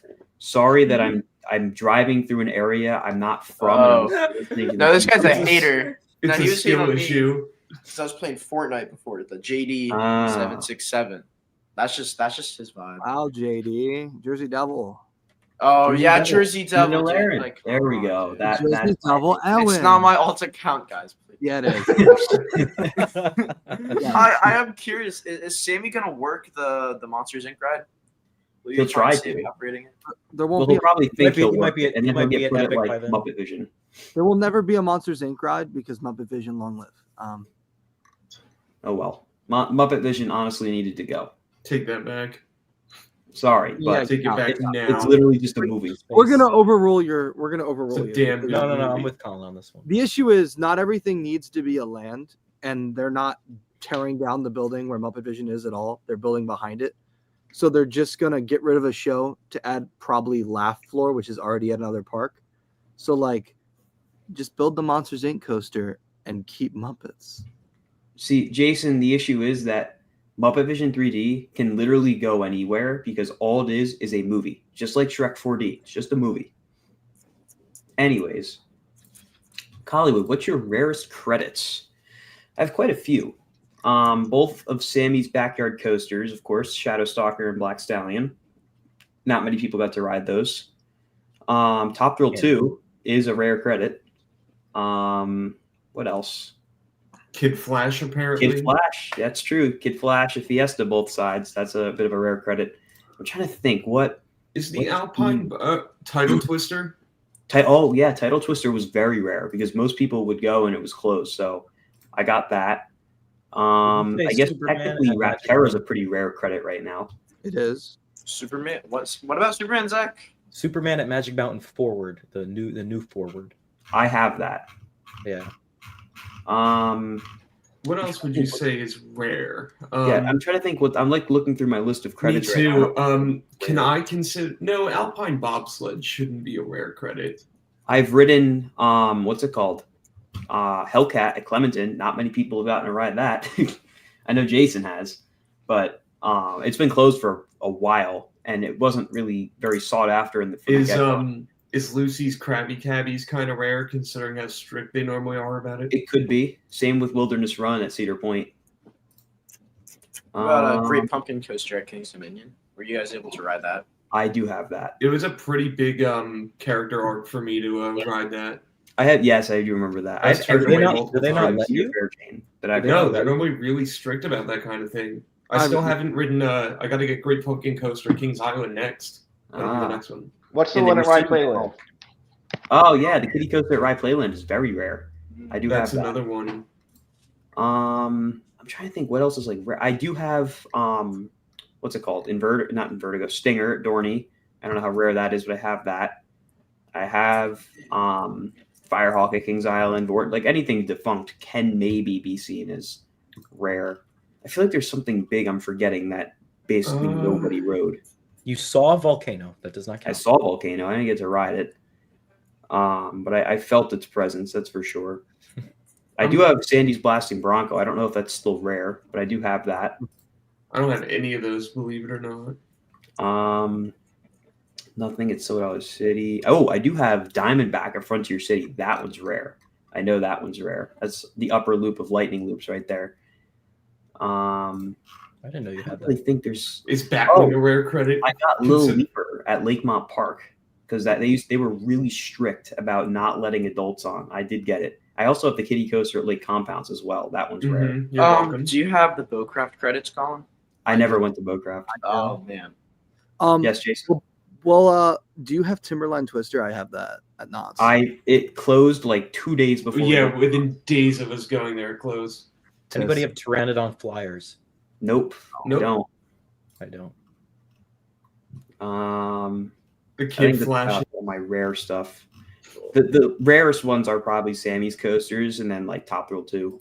Kid Do you have all Flash. three? Do you have Sammy Coaster Completion? Title I do Twister. not have Sammy Coaster I Completion. have Sammy Coaster Completion. I have not ridden Equinox, so no. I have Sammy Coaster Completion in their opening years Wow. Okay.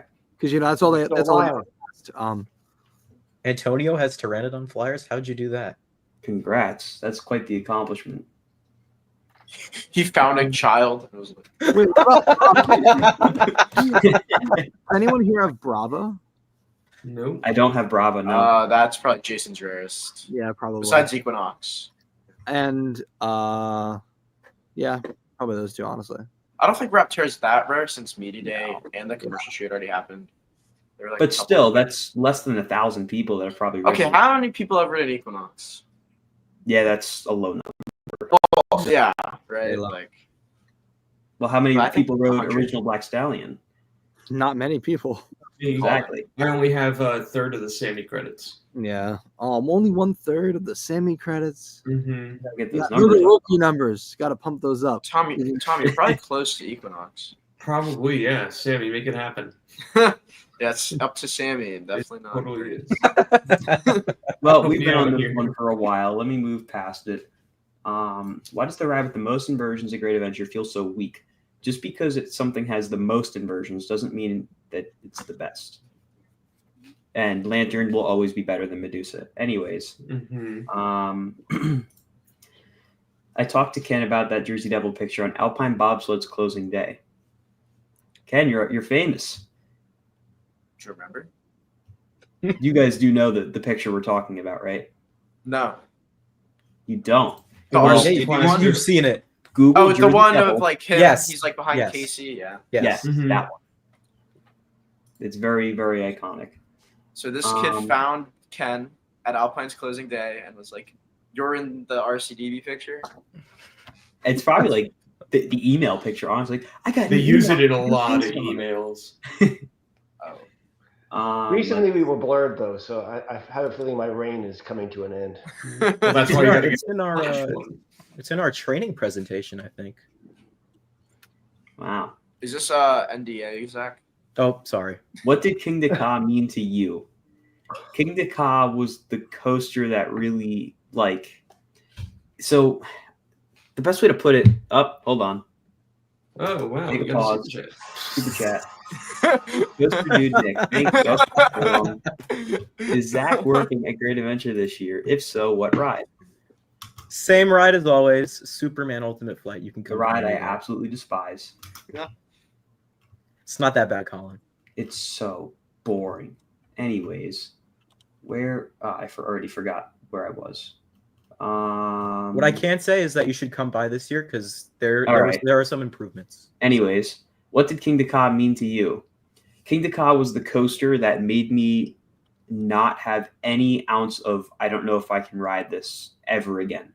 Once I rode Kingda Ka, there was not a single thing that felt like I couldn't do because I was scared or whatever. I wouldn't really say I was like scared to go on Ka. I was definitely intimidated. I mean, sitting on that launch track for the first time, I was just so nervous. But after I rode that, coupled with Zumanjaro as well, I mean, there was really nothing after that could even remotely bring back that feeling. So Kingda Ka meant a lot. What did it mean to all of you?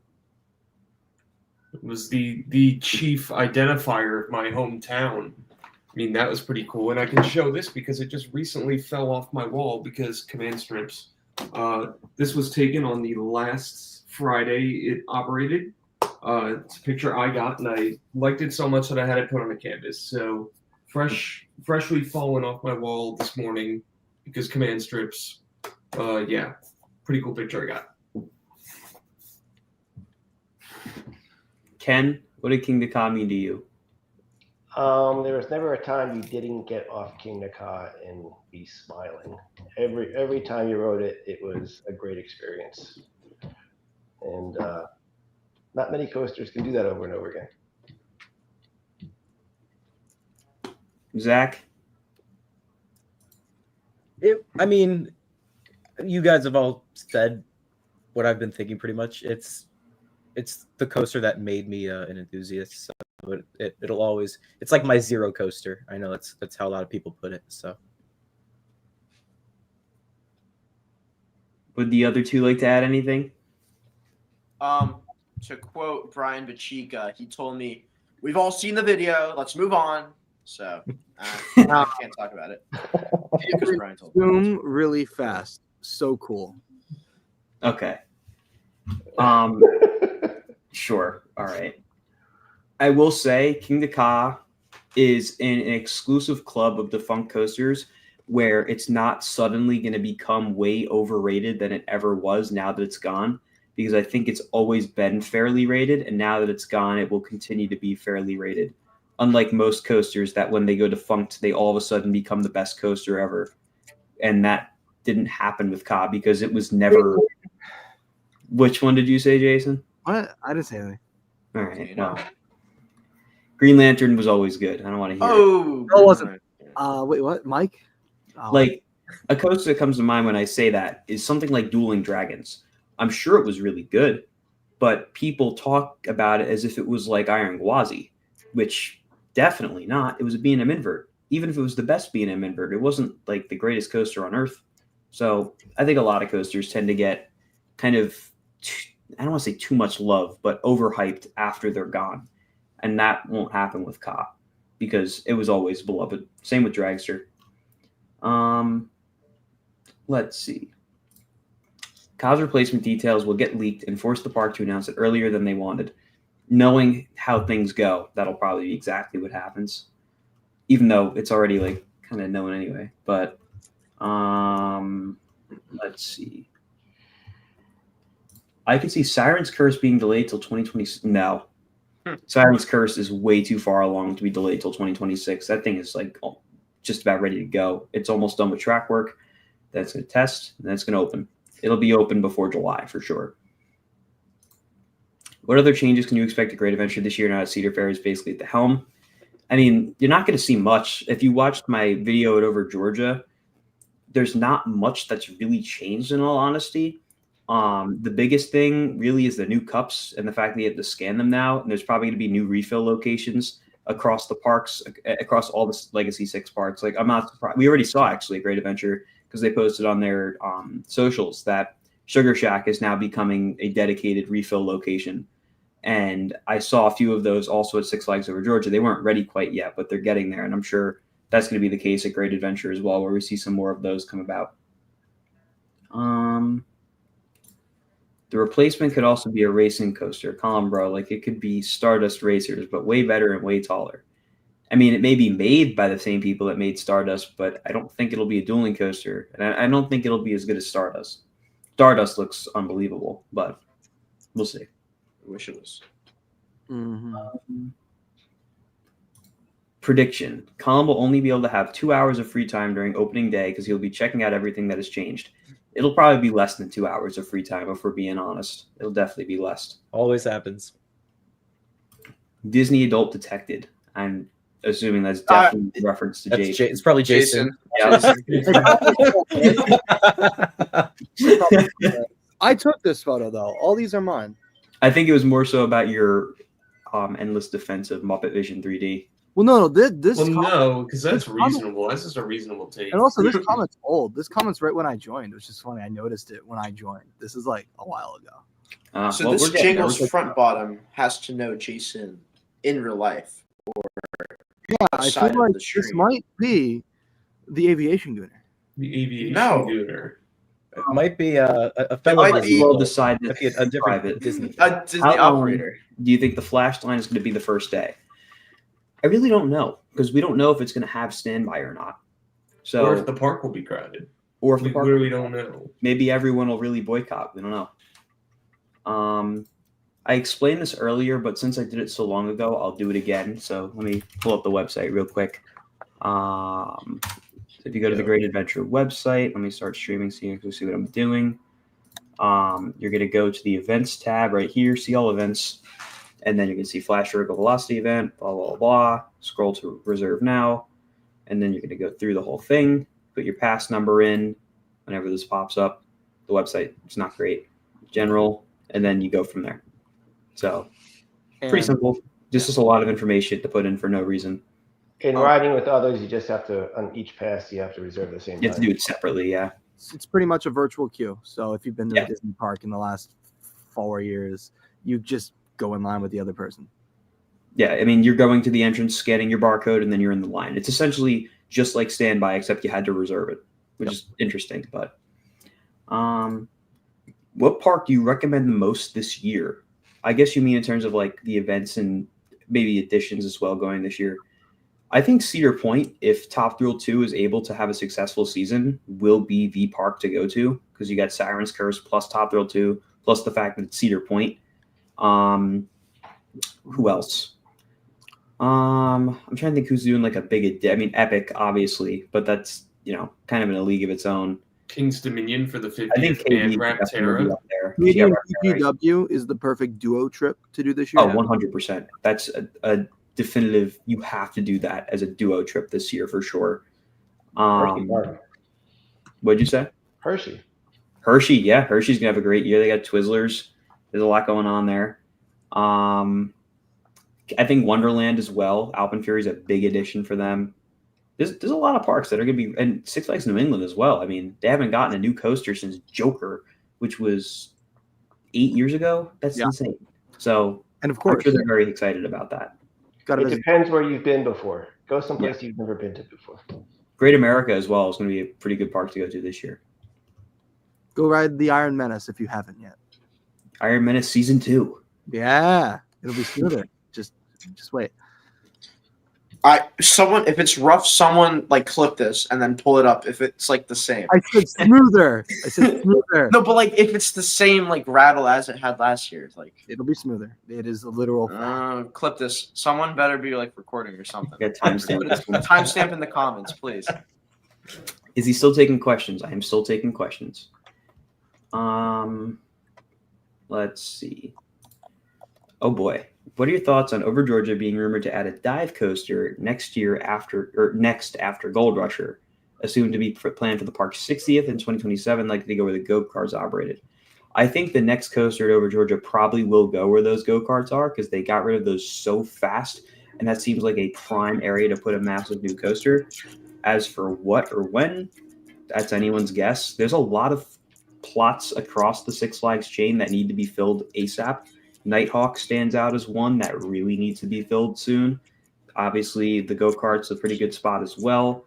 Anaconda, granted, they did dress that area up really nice, so that kind of tells me that they're not going to touch it for a while.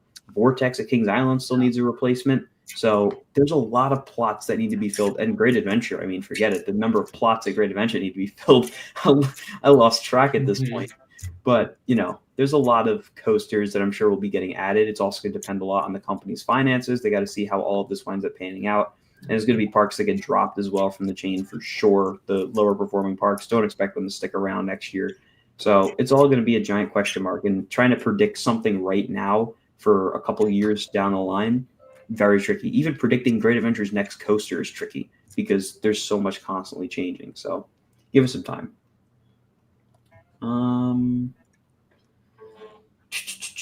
Here we go. Get rid of the boardwalk at Great Adventure and make a huge themed area inspired by the Amazon forest. So let me do you one better. One of Great Adventure's original areas was Fantasy Forest. Why not put that there? It still technically exists very loosely, but it's still kind Well, of I think it's pretty much become Adventure Alley now.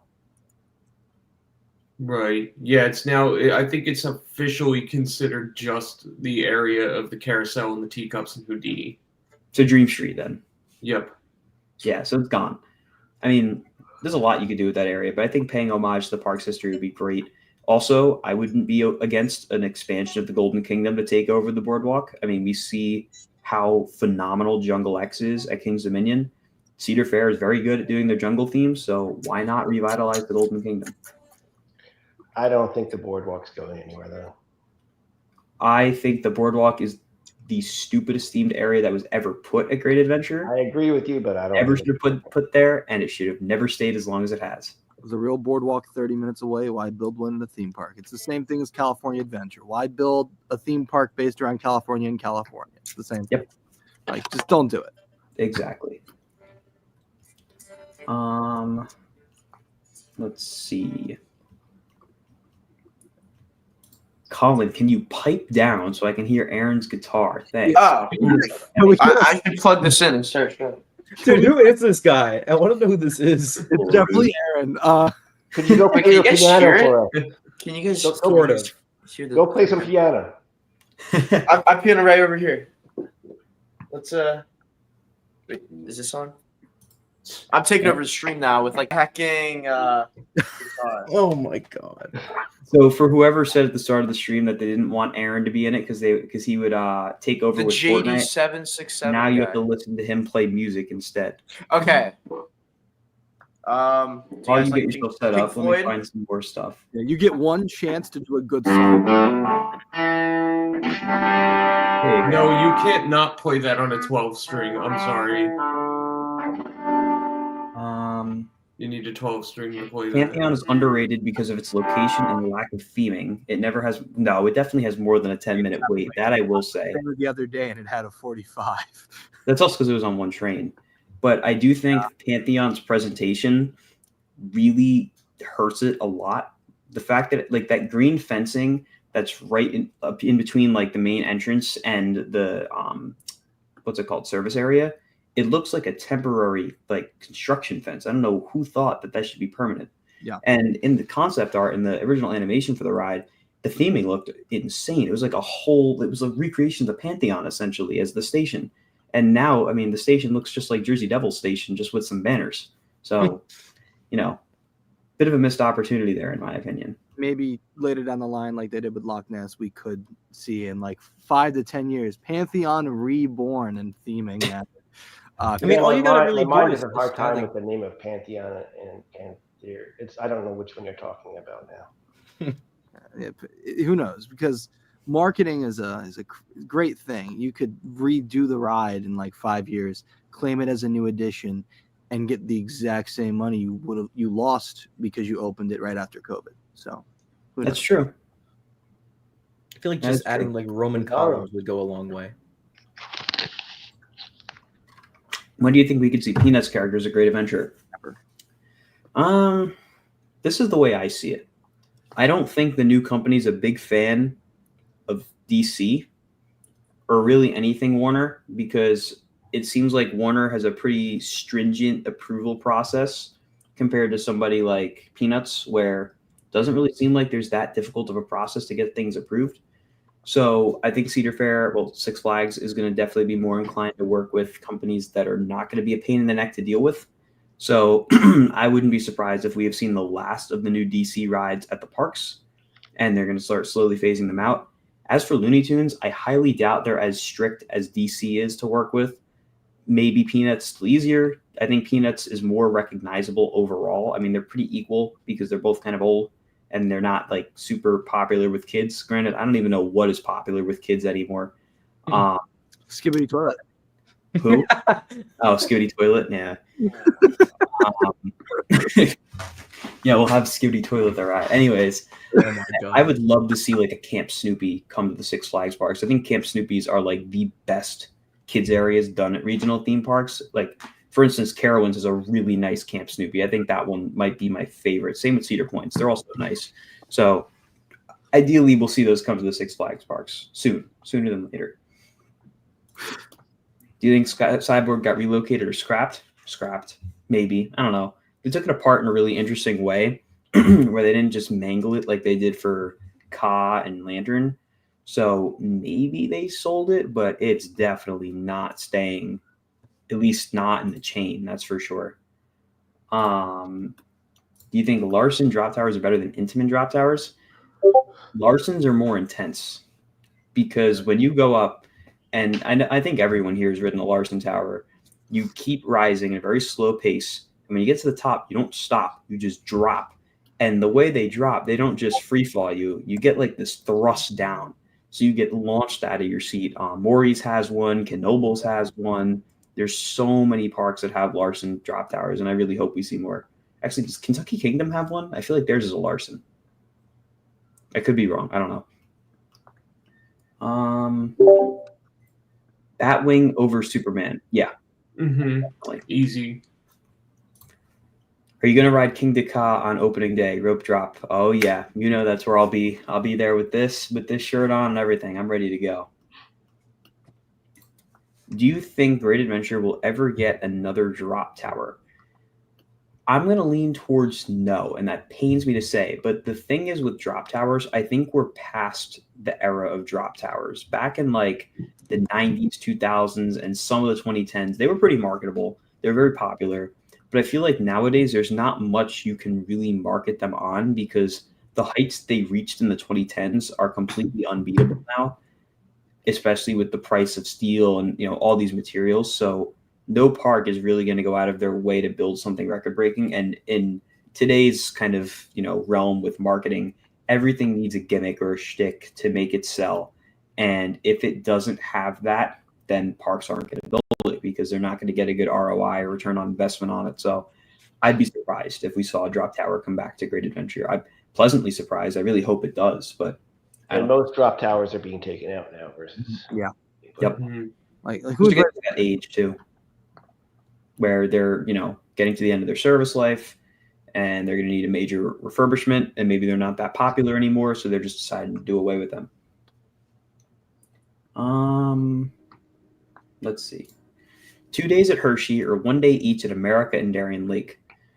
Why not do 1 day at Hershey and 1 day at Dorney, maybe? There you go, Jason. Why not loop down the entire East Coast?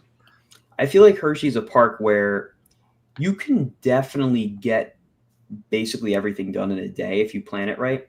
Granted, Hershey can definitely be crowded. But if you get the fast pass, you plan to get there for Sweet Start, stay through the end, I think you have a pretty good chance of getting everything done. Because this is also coming from someone who I really can't spend 2 days at a park anymore because I get bored. Because I get through everything so fast that by the time I'm at the second day, I'm like, what am I even going to do? But I also visit theme parks in a very different way than most people do. So, if you're going with your family or something, it's a great park to spend 2 days at, spend a weekend at, and you can stay overnight at, whether it be Hershey Hotel or Hershey Lodge. There's a lot of really good things to do in the You area. also get the Hershey. night before free. Yeah, you get the, what's it called? It's not extra. The preview hours. Preview, yeah. Yes. Those are a really nice benefit. Will you do a trip or video for Quantum? I will definitely be up there for Quantum when it opens. I know the team up there is very excited about Quantum, and rightfully so. It's great that New England's finally getting a new coaster. Let's see. Cedar Point ride op here. We just went through IROC training. Not bad, very informative. Wasn't Cedar Point on IROC? Yeah. They probably have to redo training every year. They probably have to do retraining. And they might be modifying it. They probably make changes every year. Any thoughts, Zach? Does Georgia Gold Rusher feel like Aquaman over Texas? Yes.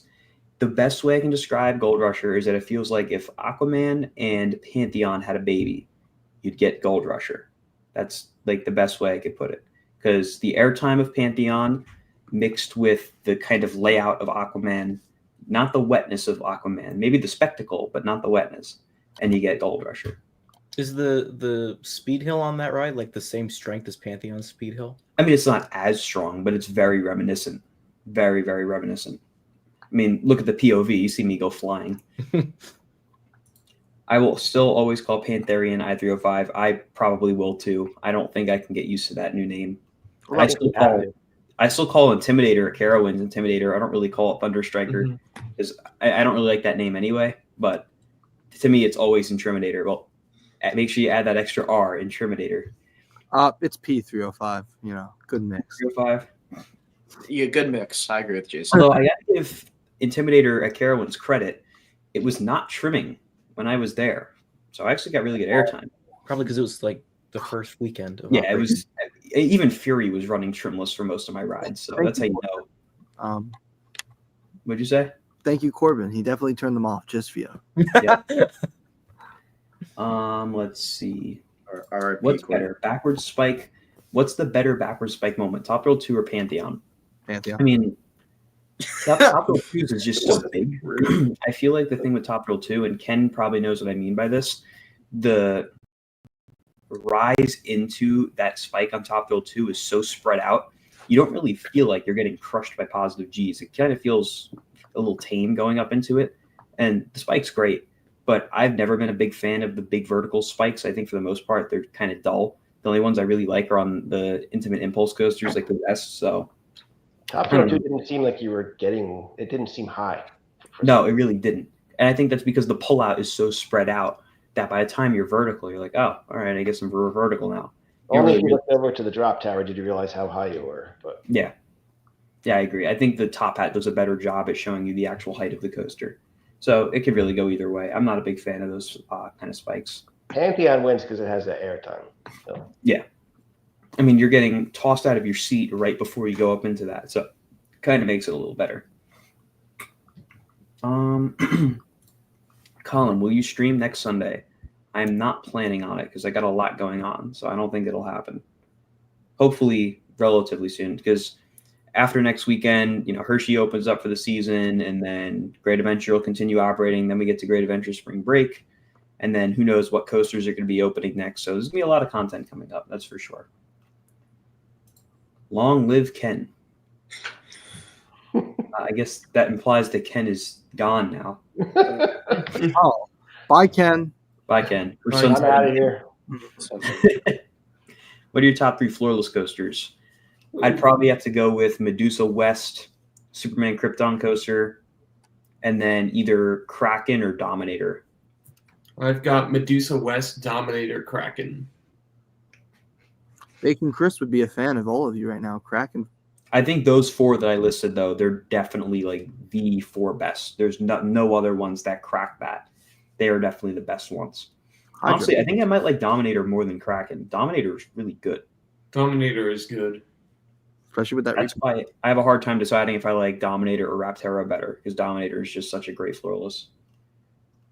Will there be a video for Flash Media Day vlog? There's been a vlog for all of the media days, so yes, you can definitely expect one. What do you want to see come back at Great Adventure in the future? Summer show at Showcase or reimagine Glow in the Park parade? My nostalgia is hitting me, so I have to say Glow in the Park because I still remember when I was a little baby in my stroller, and Glow in the Park was, very active at that point. So Oh, you just made me feel so old. yeah, I was in a stroller when that was going on, Ken. Let that set in. Yeah. But Glow in the Park was so cool. That was a great parade. And it's funny too, because if you're ever, well, I don't know if they're going to do it again, but when they used to do Thrill-a-thon and Riding in the Bull, if you went backstage by Medusa, by where the horse used to be, the garbage cans there still have Glow in the Park parade stickers on them, which was crazy. It made me feel really old because, like I said, I was a baby when that was a thing. So, yeah. Baby Hollywood. Wait, real quick, I got to choose. Long live the king! Boom! That was for a video. Fail. Oh, Year in man. review. Let's. I don't know if the streams are gonna make it into the year in review. They might. We might make some changes. We got to talk to the production team. Okay. I disagree. Kingda Ka got overrated by a ton of people after it closed. Not everyone, but definitely a few. It'll happen with every coaster where people, they'll crap on a ride, and then eventually when it closes, oh, it was so good. I can't believe it's gone. There were people that did that. There were definitely people that did that. Like me personally, and I think I speak for a lot of people, I always thought Ka was really good. And I can tell you that it did not go up or down in my rankings after it closed. It stayed exactly where it was because nothing changed when it closed. It was still the same great ride. So I want our Batman to get the improvements like some of the others. We already got the repaint on it. I can tell you what they did to the Over Georgia Batman needs to come to all. I think they did the same thing at Great America too. It was so cool. We didn't even see the inside of the queue because we went up Flash Pass, which goes up the exit. But from what I understand, there's mist in the station. There's like sewage things that are spewing out, and they're not like, not supposed to be doing that. It's theming. It's supposed to be doing that. And then there's like all these crazy LEDs and colors in the Bat Cave, in the Batman station. There's fog as you dispatch. It's so good. I really want to see that come to all of them. Does the Batman supervisor have any comments on that? Stay tuned. Stay tuned. IROC, signed, no speak. Oh, I didn't know Jason was also a Batman This supervisor. is an interesting one. Thoughts on a Coraline Houdini? Can I comment real quick though? No, I got it. No. But like the issue with this con is why would you spend money on an IP when you have That's something true. you're not paying? That's true. Yeah. That's just a really random Well, IP to how pick. would Zach feel? Yeah, how would I Zach feel? I mean, I like Houdini as it is, personally. Colt, good night. Thank you for joining us for the stream. I think Houdini's fine. I don't think it really needs a Coraline overlay. That's just an odd pick. But Zach loves Coraline. It is 10:03. He Sorry for no loves warning, but the line is going in the chat right now. Zach So hopefully loves Coraline. You sent all your questions because we're going to Didn't start they winding redeem one down. of the Houdini rides for the holidays? I thought they did. They definitely didn't theme it to Coraline. I can tell you that. No, not Coraline, but it was kind of themed something different.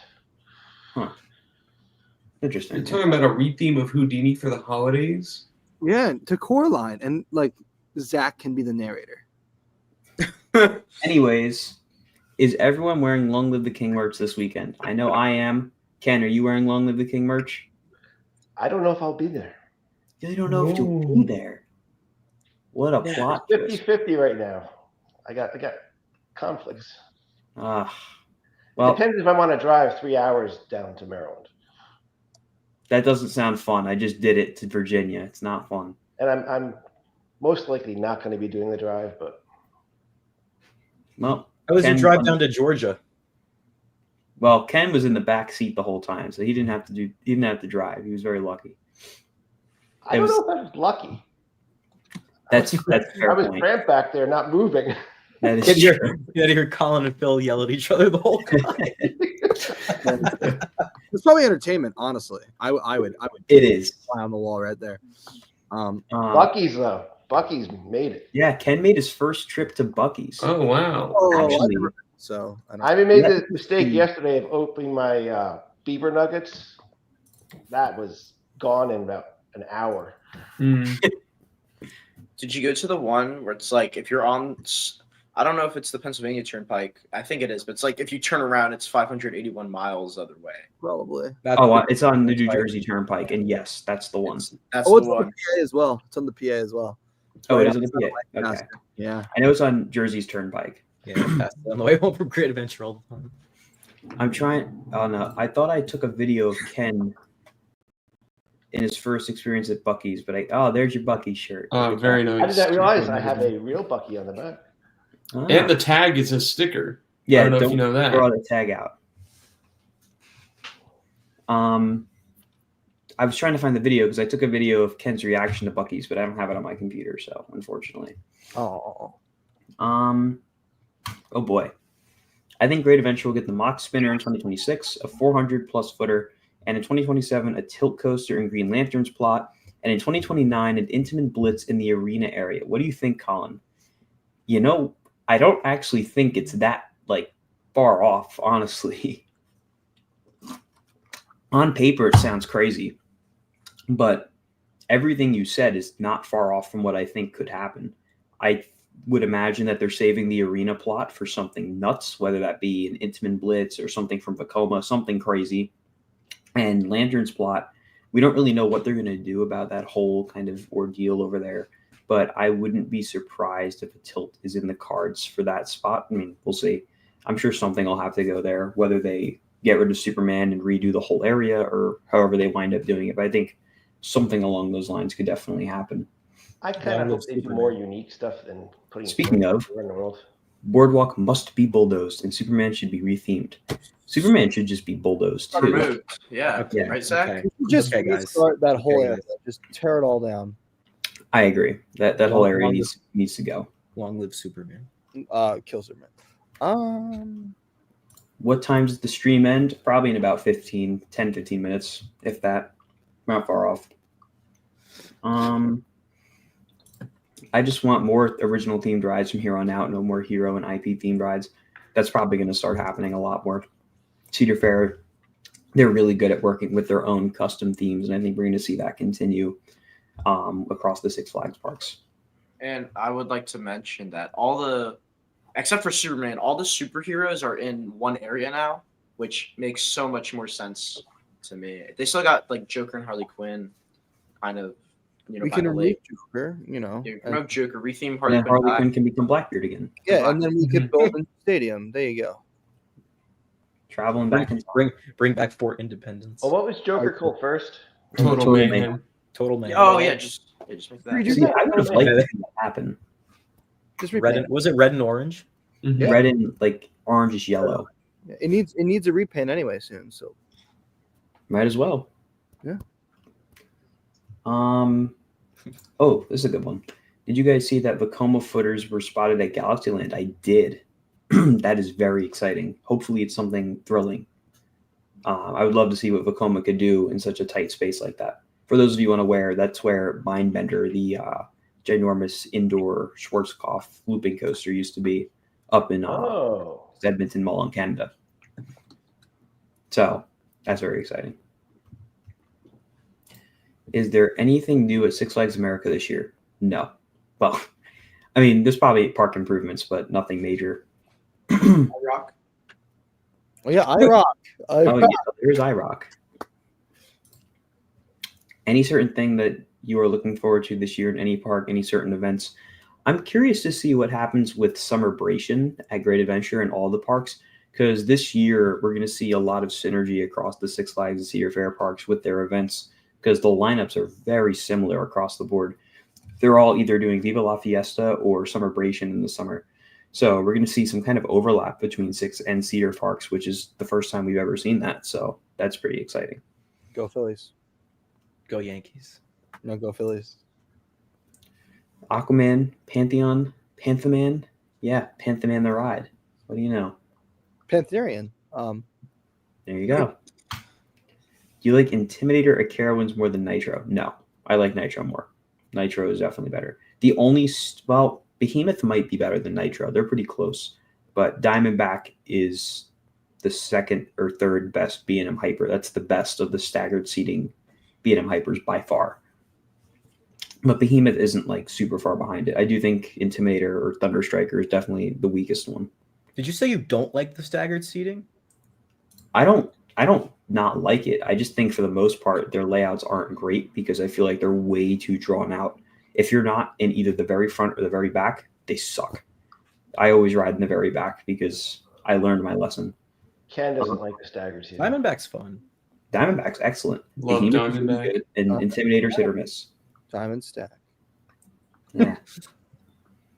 Will you be at IAPA 2025? I would like to be. Do you think Ka's replacement will be the #1 highlight? It usually the biggest highlight IAPA is impossible to predict. Like 2024's IAPA, the highlight was probably Taquani Beast's train. Nothing else really was like that insane. I mean, Alpenfury's train was cool, but I think Taquani Beast was probably the coolest thing, and nobody saw that coming. So predicting what's going to be the highlight of an IAPA is very hard to do. Jason, you look like you wanted to say something. I was thinking to myself, what was Tukwani Beast? And I realized it's the Vekoma. So never mind. Didn't you go? I was there. Yes. I Jason, weren't you standing like right near me when that reveal happened? wasn't at the reveal.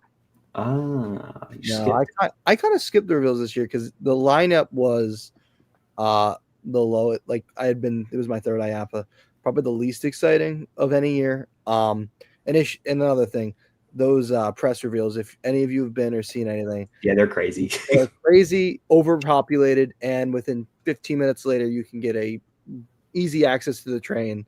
So why even do it? So And you can't live stream either. So like why? it's more so just to get the long form out or short form out quick. Yeah. Do you think Flash will be better than Gold Rusher? I hope so. And that's not me saying Gold Rusher is like bad, but I think Flash on paper is a way better ride, so it should be. When is Flash Media Day? Well, here, let me ask you this. When were the last 2 Six Flags Media Days? Both on Thursdays, both back to back. So put the pieces together. Flash is this Thursday.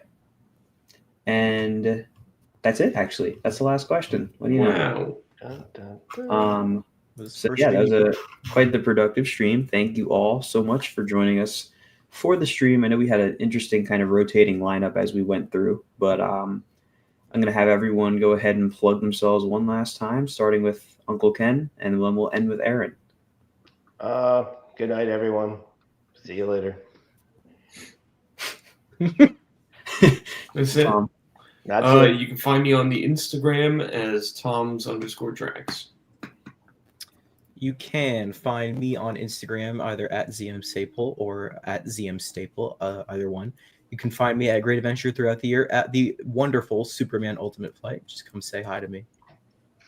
You can find me at Accelerated Creative on YouTube, Instagram, and TikTok. And yeah, you can find me at Batman. And if you're an angry parent, because of my language stream, I apologize. And you're free to punch me in the face. It's okay. I'm sorry. And how fitting that Aaron is at the far better superhero. Not Yes. only is it a better ride, Batman is infinitely better than Superman. So much better. It's crazy. Like we got like okay movies in the past 5 years and great movies in the past 5 years. You're pointing the wrong direction, but Oh, for me, You're mirrored. Yeah, yeah, you're it's mirrored. mirrored. Well, thanks again, everyone, for joining the stream. We'll see you all on opening day. If you'll be there, I'll be there. Just know I'm going to be running around like a lunatic trying to get content. So just forgive me if I seem like I'm rushing around.